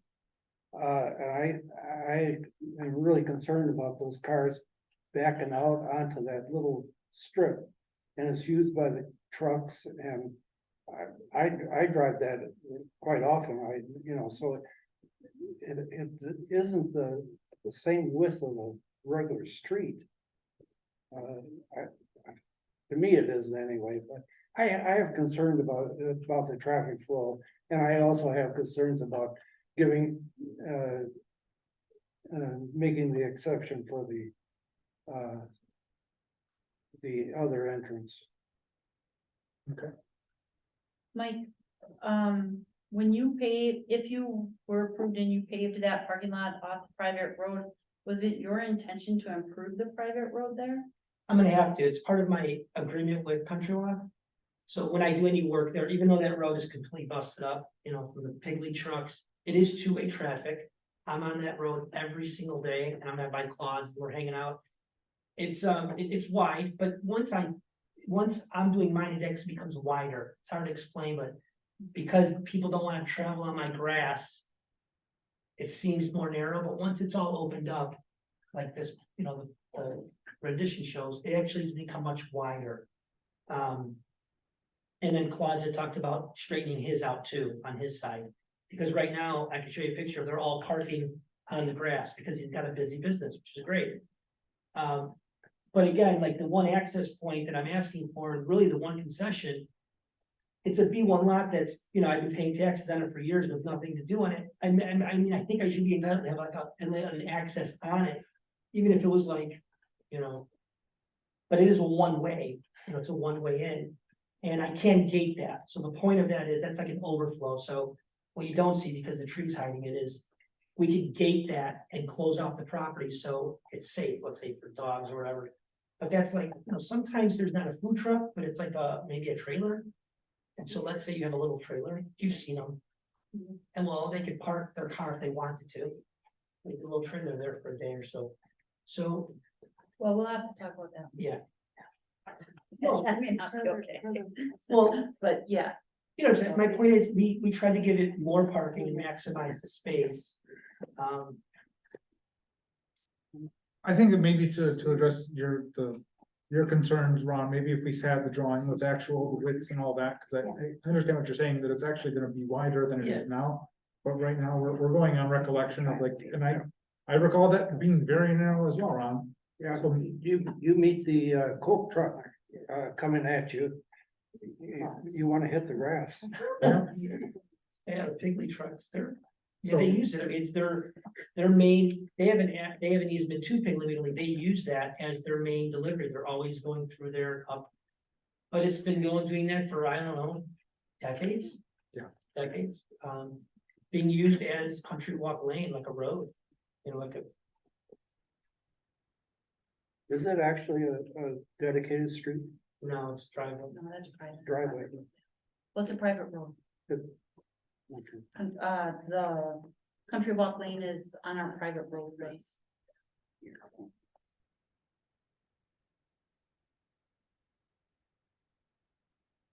So do we have consensus that, we'd be willing to, process an application, even though there is no public access existing on Country Walk Drive, and the parking design on the private road doesn't meet code? And I know that, just real quick, I know that a lot of times, if it's a dimensional exception, it needs to go to the variance board, the zoning board of appeals. But when we're doing site plan review, if it's a waiver to the standards and it's not dimensional in nature, we tend to process it through site plan review. So we have that authority, or we have been doing it that way. So I think I was working around here, Patrice, Yes, Laura, Yes. okay. So Ron, it sounds like maybe if we address your concerns, you could see it the other way. Marge, I feel very much the way Ron does about this. so I think that we've got consensus to move forward with it. I think you can hear So I can. Marge and Ron's expand concern the and Plans, Yeah. and do it. Will this need a conditional use permit? Yeah. Okay. I remember it takes a conditional use permit, so we'll work with Mike, we'll get updated plans, we're gonna have to put it out for the public hearing. And then he'll have to come forward, I think it was, yeah, it's a conditional use permit. Yeah, Yeah, Okay, that's what I thought. so will the public hearing be at the next meeting, or you're gonna look at the plans again? I'm gonna try and get the public hearing next month if Mike can get me his changes right away. Yeah, I mean, I'll tell So them, we'll see if he can, so the changes are, we'll talk about it tomorrow, but I wrote them, I wrote them down. So we'll have that public hearing next month. I just wanted you to know that I enjoy Do Trees Have Gender? I looked that up. You put that in our packet. I enjoyed that article, so I just passed that on to you. Okay, thank you for that, Julie. I had to just say something.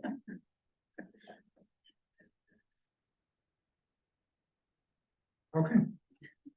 Then on to E, condominium plat, new condominium. So last year, or I'm sorry, this past year, no, it was last year, we approved the development agreement for, we approved the conditional use permit and recommended a development agreement to the board, and the board approved it to allow the Luna View residential condominium development to move forward. They have not started it yet. They do plan on starting in fall. They want to start doing some site prep out there, but the actual construction will not happen until after Fall Fest. In the meantime, they want to proceed with the condominium plat. Now, the way that the statute, the way our code reads, we really can't do anything about it. We process them the way the statutes read. You really don't have any control over these either. But they do still have to go through the process. So what happens is they come here with condominium plat. I check it to make sure it matches what we approved, which I did do. To make sure it matches all the plans that went through, that the setbacks, so they didn't pull anything quick on us with that. And then we make a recommendation to the board who actually has to approve it by resolution. I think here in this village, we approve them by resolution. So this is kind of the first step. Like I said, it goes to the board from here.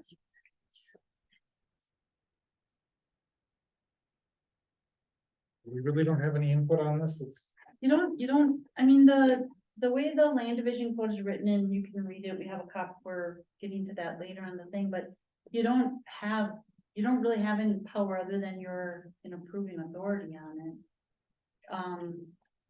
And we've talked with Randy about this last time, I think when you guys were working on the code, I think that one became pretty controversial. And I think at that time Randy had explained, you know, you don't have any authority, you can't make changes on this. It's basically, as long as it comes through and matches what you've approved, you approve it and it moves on.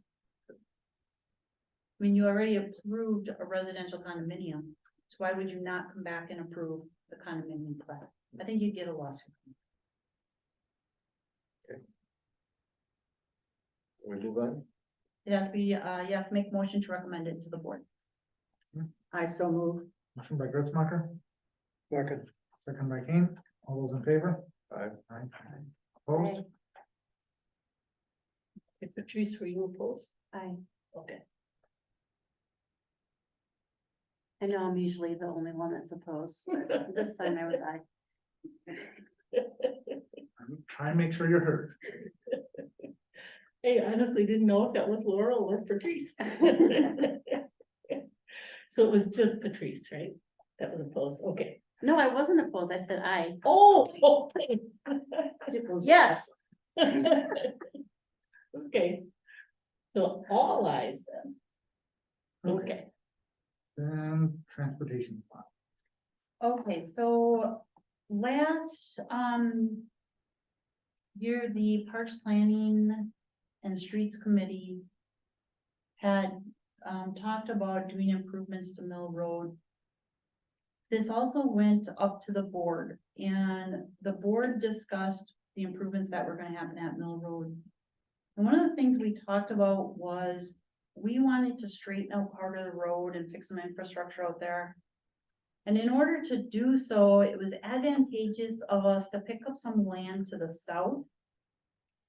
And it just so happened that that ditch is actually owned by the yacht club across the street. And then when we looked at our right of way, land we owned actually goes into their manicured lawn. So we contacted them and we said, hey, would you be willing to do a land swap? And that's kind of related to what we're doing here. We sent in, the yacht club attorney and our attorney have been working on an agreement for that land swap.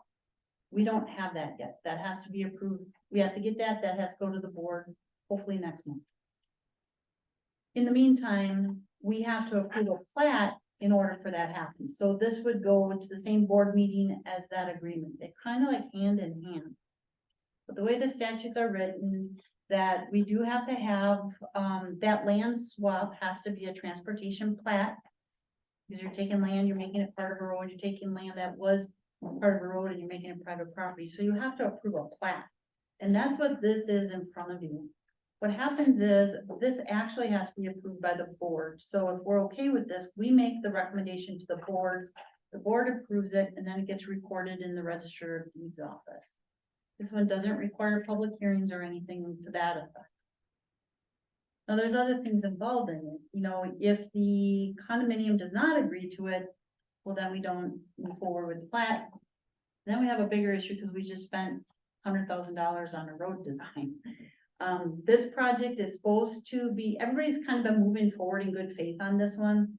This project is part of a bigger, so this little piece here is part of a bigger project, which will go all the way from Maple to Bayshore Drive, rebuilds all of Mill Road, puts sidewalks on the south side, sidewalks in front of waterfront park, not sidewalks in front of the yacht club. That was one of the things we agreed to. It redoes the parking lot at Waterfront Park. It fixes ramps, puts curb and gutter in front of that area on the south side of Mill Road where cars just kind of pull onto the grass when they're at the park and they just pull up and they park there. So it fixes all that, cleans all that up. That project is supposed to be let to bid in October, but it can't be let to bid until all of this is resolved. So we do have some people here from the condominium that probably have some comments on it, so we should hear what they have to say. Other than that, staff recommends it be recommended to the board for adoption. But Mark, I know you're here for a reason, so do you have comments on it? Here for a reason. Hi, everybody. Representing the board at the yacht club, general manager Dee Dee. Here just to listen to what you're discussing. Obviously, we are in receipt of what the village attorney has provided to us. We have talked to our attorney and have expressed what I ultimately, I'm assuming he will go back to the village with our concerns as to what's been submitted thus far. So really, being here is really wanting to listen to the discussion and really trying to understand in full transparency what is going to happen on the road. Sure. Now, and just so you know, Mark, I did get the revised drawing today. And we're going through it with the engineer tomorrow to see if other changes have to be made. So you might want to swing by sometime and look at that. Or I can. Can you email send it them? to you. Because I'm heading out of town. Yeah, I would greatly appreciate that. You can send them to me and Dee Dee. okay. Can you just shoot me an email with your both email addresses to make sure? So that's where we're at. Like I said, it's, so far it looks like they agreed to it. We have to formalize that agreement and then move forward with the plat so we can continue with putting the project out to bid. There's not a lot to approve here. There's not a lot to approve in a transportation plat. We have to have. I didn't bring the statutes with me, but this has to be presented on a 22x30 recordable paper, signed by X parties. It has to have the legal description and all this other stuff like you see here. But this is a downsized version. This is it. It's basically saying we're giving him land, he's giving up, they are giving us land, and that becomes part of a road, and that's it. It's a transportation plan.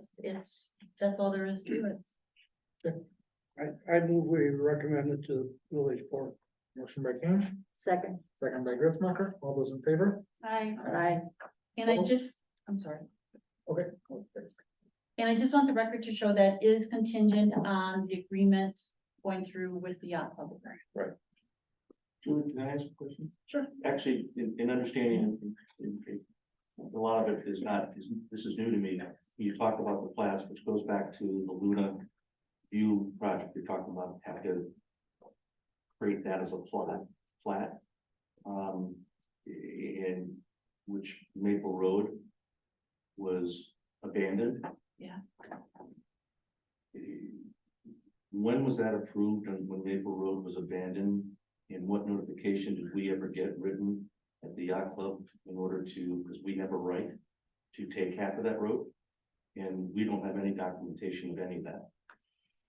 So I'm gonna plead ignorance here. That happened before I came, but I can research that for you. Would you, because I know we sent an email in and you might not have had the chance to see that. I'll say you emailed Julie and Okay. Janelle Yeah. today.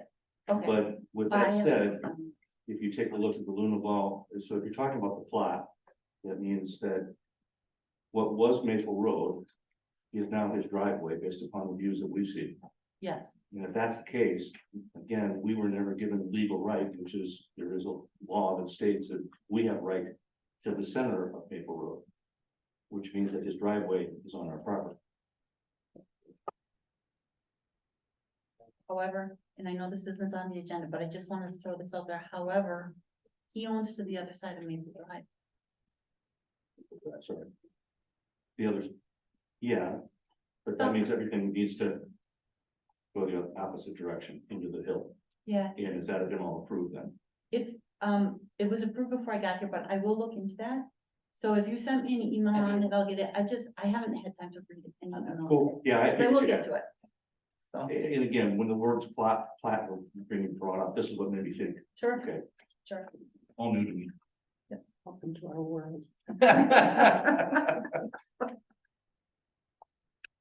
All right. Thumbs up? Yeah, I think we lost one of our members, so I'm gonna take a 5-minute recess here. Okay. Next.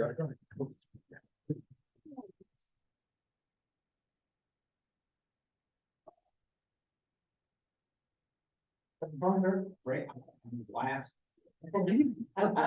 My one is here. This report today. Lot of quickie Oh, moves. I'm gonna stand up or my be creaking like crazy. Yeah, Pounds. Collins, okay.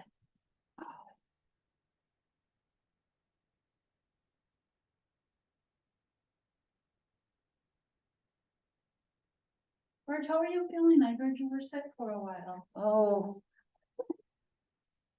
It was when your family was here, right? oh, that I got seasick, okay, on the boat. I was fine until we turned into the sun, okay? And then between the heat and the boat, I got sick on the last little bit coming in, but, no, I'm fine. It just can't. But as my son says, mother, think of it this way. You have your bad leg. The alternative could have been your head and your mouth, both of which would have upset you. Sounds like a son. That's my son. Okay, and he's right. I'd rather. This is the fun. Last month at board, when we talked about plan. We literally, Denise and I had a back and forth just saying how great the last plan commission was. Talking about cluster housing, just truly enjoyable. I love cluster housing. We've been talking about it for 24 years. I've been up for that. Okey dokey. All right, So and like probably 22 years before before that. you were on the commission, you've been talking about 22 years before that? It's 24 years next month that I've been on plan commission. Isn't that ridiculous? Okay, Wow. but all I can tell you is, if they probably were talking about it long, you know that, you know that. Yes, he was about- Sorry, didn't mean to knock you over. Well, Ron didn't take care of it, clearly. Blame it on Ron. Mhm. Yeah. blame it on me. So, a couple things. Our big, I believe we're okay with everything else in the code, all the other amendments that are in front of me. Ron, I went through and I once again checked for when it says zoning administrator, or you know how there's those, it would say village administrator, or it would say zoning administrator, and I went through and changed it, and then you found more. I went through again, so I'm really hoping. Yeah, can I see- looked. Did you? Okay, like Yeah. you better know when you looked again. Yeah, you're better this time. So I think that we're okay with everything that's in here, and the only thing we're discussing is point versus percentage. And we're gonna talk about that. Denise did give me some comments on that, so we'll also get those in the record. But then when I was talking with David, we had talked a little bit about examples of what that actually looks like, so I want to talk to you about that first. And last year, when I did a presentation to the board on Wiltsey, we talked about this, but this group didn't see that, so I want to share some of those photos with you, okay? So we're gonna start on page 1. Okay? That top picture there on the left is what you could have now, right? And the one on the right is what we're trying to achieve. So I would, if you remember, I was drawing it on the board with the dry erase board. That's what I was trying to draw. Doesn't really look like that, but you get the idea. It's conserving the waterfronts, making the smaller lots.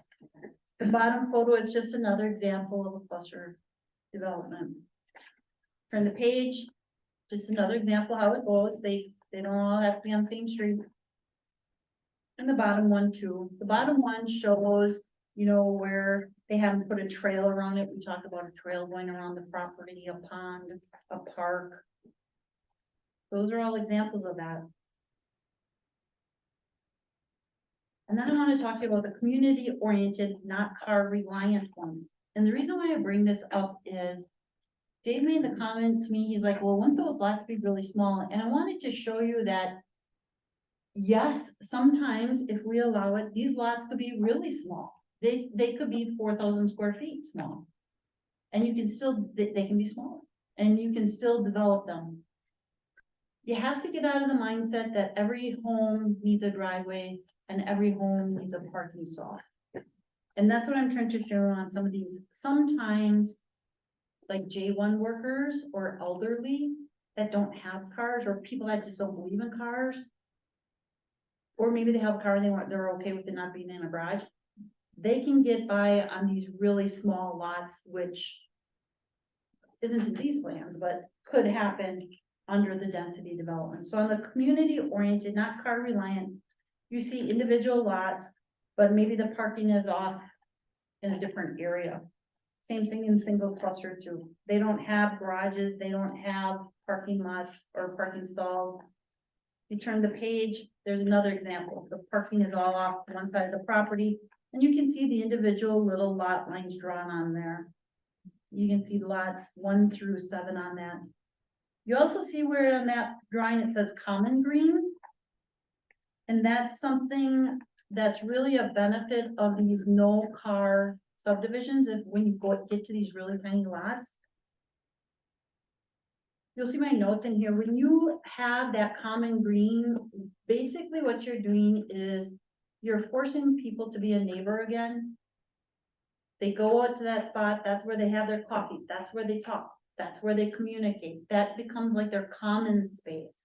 So you're no longer wasting it on dividers, parking stalls and garages. You're trying to reinstall a sense of community.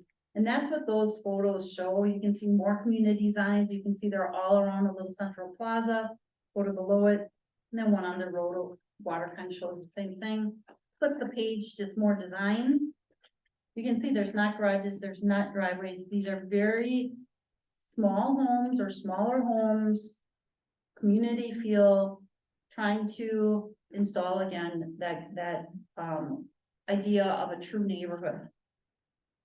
When you go to lot stacking on that next page, it's the same thing. It's just what we were talking about. You can get some, I'm not saying we do it, but you can get some really tiny lots out there stacked behind each other, serviced by a sidewalk with a parking lot off to the side for those that do want cars. And the lots are much more affordable. You don't have all the asphalt, you don't have the utilities, you don't have the parking areas. So, and then again, on the side, or the lots on the bottom, these are on roads, but it's small side-by-side lots with either no garage or driveway, or there's an alley going to the back to provide. Can they park on these streets? Not on this top photo, but on these On the bottom bottom ones, they could, yeah. Okay. Not overnight in Sister Bay. So it'd be for visitors, so. And then just, I know. Some people need to be a little more visual. This may be a little too old looking for them. Some of these other homes might be a little too traditional. But you could even get by with the very modern homes. That's the home, that's the floor plan. It's a 16-foot wide home. So, 20 feet on each, or I'm sorry, 10 feet on each side. I mean, those are some pretty narrow lots that you could have in some of these subdivisions. So if you're trying to whittle a subdivision in or around a wetland, you can get by with, don't think the McMansion like we always think about it. Think more on the terms of, let's have a variety of lots. For example, think Wiltsey. What would Wiltsey look like if you had standard homes, the cluster ones, the very small lots for J1 workers or the elderly that didn't have driveways, etc. So it's this type of idea. And then I just wanted to share, of course, that last photo. We are in paradise, right? And it's not paradise when locals can't afford to live here.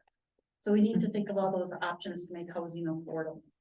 My question is, because we don't have public transportation, I'm concerned, like, how would people get there to the grocery store and stuff? And there has to be some off-site parking or something. Well, hold on. You've taken the assumption that Julie was just speaking against. You're saying, okay, we have to have a car to go somewhere. We need to provide an alternate way to get to this. So you're out of the Wiltsey property, going to the Wiltsey property through what we have right now. It's actually safe. it just feels very, very uncomfortable. And that's somebody that spends a lot of time on the road. I mean, like, well, most people would say you can't live in Sister Bay and commute to Bailey's Harbor. That's not doable. It is. It's not particularly comfortable all the time, but you can do it. What are you talking about? I don't, not following you, right, on a Are we bicycle? gonna On a ride, are bicycle? we gonna ride a bike to Sturgeon Bay to the no, medical I mean- center? You can walk to the medical center in Sister Bay. This medical center doesn't cover the Sure. majority of needs. Yeah, the elderly and the people with disabilities, I mean, how can they get to services and stuff? We have to have. And that's an issue, that's transportation. an issue wherever you live, Sure. getting to those. Yeah, But you might be looking Areas. at, you might be able to have, you know, you don't have to have the car in front of your house. right. If you got it in the parking lot nearby, as much as I'd like to say we should have this. That's a long ways off, and public transportation is extremely important, which is something that we need to work on with DVC and can. Is there a plan for some sort of off-site parking in this Well, let's, cluster subdivision? let's back up. So you could do a cluster subdivision with 10,000, 20,000 square foot lots with garages, the traditional big lots that probably all of us live in or on, or have lived in or on. I mean, we came from a lot that was 40 by 120, so it was pretty small. We had a Okay. Cape Cod, we had a narrow driveway and a one-car garage. It was small, but it worked. So that's what this is saying, because the conversation was. On some of these, the lots can get pretty small, and the point is, yes, they can, but that doesn't mean they can't be developed, or you shouldn't do cluster development. The point is, you can, because there's all different groups out there, J1 workers would probably like the really small lots and the small homes. They don't have cars, they have a bike, they either bike or they walk everywhere, those homes are ideal. A lot of your senior citizens, we want to age in place, right? We want to keep them in homes. They don't have vehicles, so these homes are nice and ideal because they don't have to worry about a car. But then let's say you have the single mom or the divorced dad or whatever who has a home but does have a car, he goes in the parking lot that is on that plan. Could they So- maybe like pay for parking for specific homes or like a reserved spot for that home or whatever they're doing? Maybe, and that'd really be up to the developer. The point of this was to Okay. just show the examples of when you do cluster development, you can get by with some pretty small lots, and Okay. it's still a valuable development. Almost think about if you bought a house or rented a place in New York or Chicago, where parking is available-ish, right? But to Danae's point, let's think about how we can get a bunch of people in there. We're not close enough yet to the day, particularly where we live, to go no parking. Right. But having it, And I see that there is parking on this yeah, one illustration. yeah, and there's a couple of different ideas out there. Yeah, Really, the idea is, the developers need to sell more houses to get the prices down. Mhm. So if we start thinking in terms of smaller footprints, and people that are just starting into their houses, they don't want to live in an apartment anymore. But they don't need a McMansion, but they want 4 walls mhm. and some grass. Start thinking like that. 23.9, 24% of your people, 1 in 4, lives in poverty in Sister Bay. 1 in 4. Say They that will, again. 1 in 4. 23.9% Just in Sister Bay. just in the village of Sister Bay. 1 in 4 lives in poverty, What line are you drawing? What's the poverty line? national standard, whatever that is. So So they're all at the Shoals. actually, a lot of those people are not in poverty. A lot of those people make some good money. But anyway, my But you point can't get- is, you have to make the homes as affordable as possible, and cluster development is one way to do it. So, the discussion today is, do we do it by the percentage system or by the point system? So I had to use this Excel spreadsheet because that's the only way to think. And after I built it and I talked with Julie, I then looked at your point system. I threw away my Excel spreadsheet. I really like the points because you could be, for every driveway, I get a point, and for every house, I get a point. I think that really was easier for somebody to look at and say, I don't have to do all of the shared driveways, I can do some, so you could develop some stuff. And I think in thinking through it too, and that's why the question came up. I ran the model through and it said we could double the amount of lots. I thought, it's a lot, but I couldn't get in my head what double the amount of lots look like. That's why these pictures came up here. But I think if we use the point system with a cap. So, you know, the density is currently 40%. We will allow you to pick as many points as you want, but we're gonna give you no more than a 25% increase? something. I was willing to say, what does 33% look like? To really go big and beyond. The other thing was, based on what we want to have done. So right now, you got 10 points for natural, 20 for a trail, shared driveways, 1 per lot. The point being that you got the most points for short-term rentals disallowance.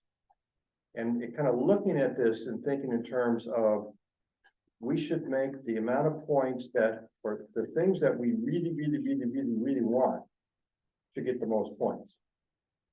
I agree, and you know why I put some money on short-term rental is after our last meeting, during our last meeting, we kind of prioritized it, and that was one where we felt really should have a higher percentage. And I would say the pedestrian trail is nice, but did you want to make affordable a little bit higher?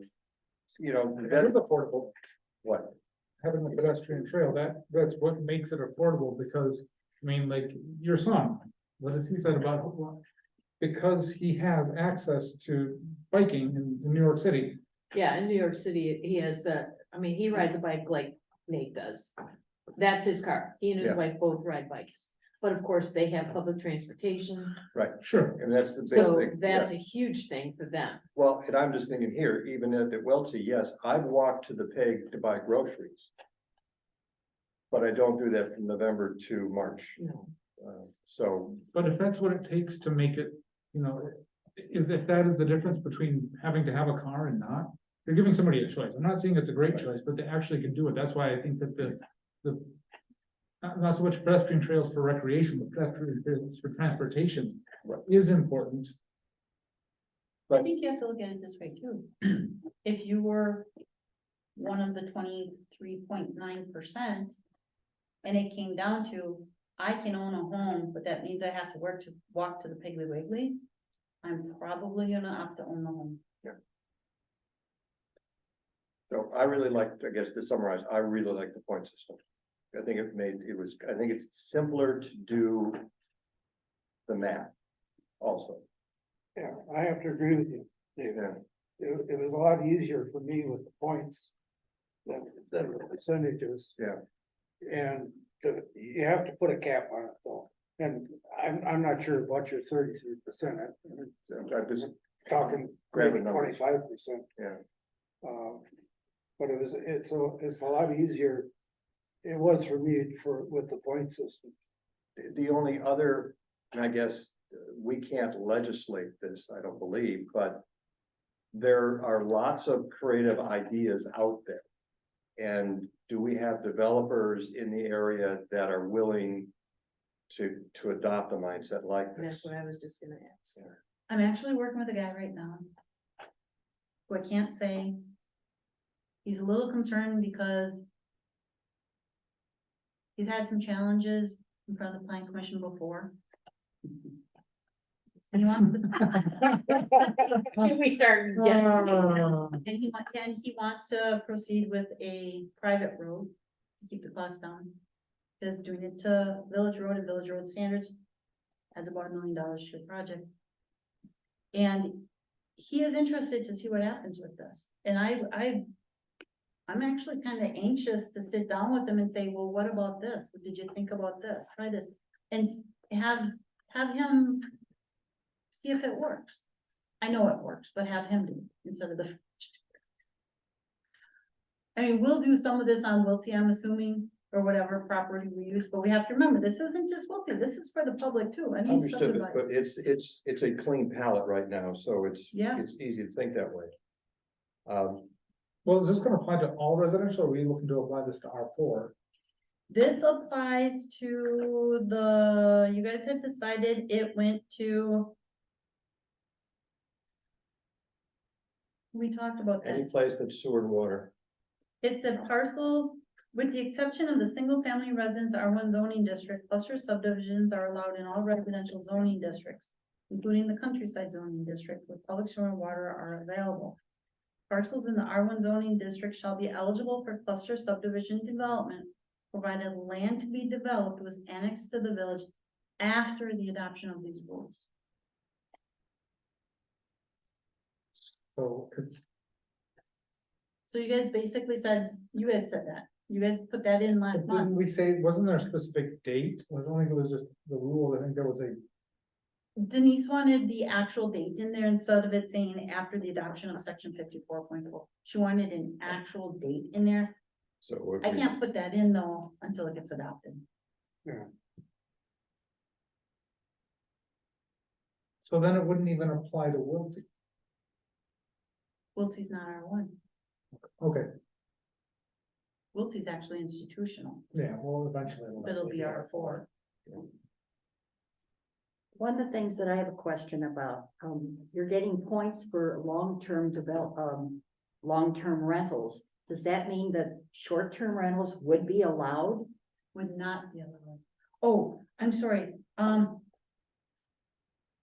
yes, they would. So what happens is, because we can't, remember, we can't prohibit them, so we're trying to encourage them, so we're saying, if you make it a long-term rental. They'll give you a point. points If you to put try to it, discourage right, the short-term. if you put it on your deed that this cannot be used as a short-term rental, we'll give you even more points. Okay, I just, Yeah. I was trying to translate Yep. that, okay? Yep. Can't prohibit it, but we can certainly give them some carrots. Any other comments on the point system? It sounds like that's the favored approach, provided we have a cap on it. I think that that's probably another, once we have. We build a point system, I think we should see some examples of what that would actually What mean. does it translate Yeah, to? what does it actually mean? I think that would be a good time for debate on that. Well, you guys were supposed to think about that, when I sent that point system off. So were there any thoughts on the cap? I was as high, You were done with me. I was as high as 40% yesterday. That's why I settled in with 33. I mean, I'm literally trying, go big or go home. The more, I don't think, I would be fine with 50%. You're saying 40%, I get on board 40%. I mean, we're looking at some of these pictures here, you know, as you get into that's, We're getting a lot of stuff we want for getting that much. yeah, I am concerned about 50%. I think 50% might be a little too high. well, yeah, and to the point is that we can't. This is also Wisconsin, and there's this thing called winter that comes, and if you're going to walk to get your car. And there's probably not gonna be a lot of garaging here, because that's just gonna take up too much valuable space. If that's the option they choose. Correct. Yeah. And expense, not just space, but expense too. Right, so. You're gonna go to the pig, or you're gonna go someplace to get your stuff, you're gonna have to walk a bit, so. I mean, maybe 50% is too much, but I guess I agree, let's stay at 40%, let's have somebody come at us with a 40% and see if it works. Can I throw this at you? You had thought 33%. Yeah. Let's do 33 and see what we get. We can always come back and revisit that. Or somebody can say, you know, I can't make it work. Why'd you guys pick 33? And I can come back and say, you guys, this isn't a big enough incentive, and we can change it. I just don't want us to get too dense on your sewer system. on your sewer system. I thought that thing was built for like a bajillion. It is built for the jail. Okay. The treatment plant is built for a bajillion. I don't know, I don't know what that magic number is. Yeah. So I'm like, Well, there's I other don't wanna go things big too. and then There's have fire, there's police, there's city services. I mean, there's all, I mean, there's, But so many of those services are we're better off with the density. It's cheaper to deliver the services. good point. with a higher density. Yeah, Okay, Absolutely. I have a question. So these are so close together. Are the streets gonna be standard, like for a fire truck to come down? Are they So- gonna be clustered so there's no access? So our land division code does have standard traditional streets in here, but this does talk about, and I think we talked about the fact, once we got through this, was to look at the, skinny streets movement. I mean, some of them look like they're really off just a sidewalk. So Some of what's, those are. what's the access to those homes in case of a fire or a rescue squad or whatever? So the ones that don't have driveways or garages, the stacked ones, it would be the sidewalk. Okay, Keep in mind, we do have 100-foot tower truck. That can So get there's- quite, I mean, that's the reason I think one of those trucks we got was the Judith Blazers, which, you know which truck that was? The Judith Blazer effectively paid for? Oh. I just remember it was because her house Yes. was so huge and so tall. Yeah, so Yeah. the big house, like the biggest house in Wisconsin, that's just north of us in Liberty Grove. The woman who built that. Paid for at least a majority of a fire truck, to make sure they could get access to it. And I think that we do have, the fire department can get a pretty decent reach off of that 100-foot ladder truck. okay. Besides, they got that hose truck, Yeah, they got 6,000 feet, a mile of hose. yeah. So if they can get it relatively close to these, the hoses will get it the rest of the way. But that's something we probably should have a cap saying, hey, you have to be at least this close to the parking area, because that's where the fire trucks are gonna come in. And Yeah. all of your plats do go to your fire chief. Yes, right. So if he has a concern, he's gonna weigh in and we're gonna be like, we can't approve your plat. Fire chief says he can't serve your lots. They still have to comply with those other requirements. Fire hydrants and all those other things we would require.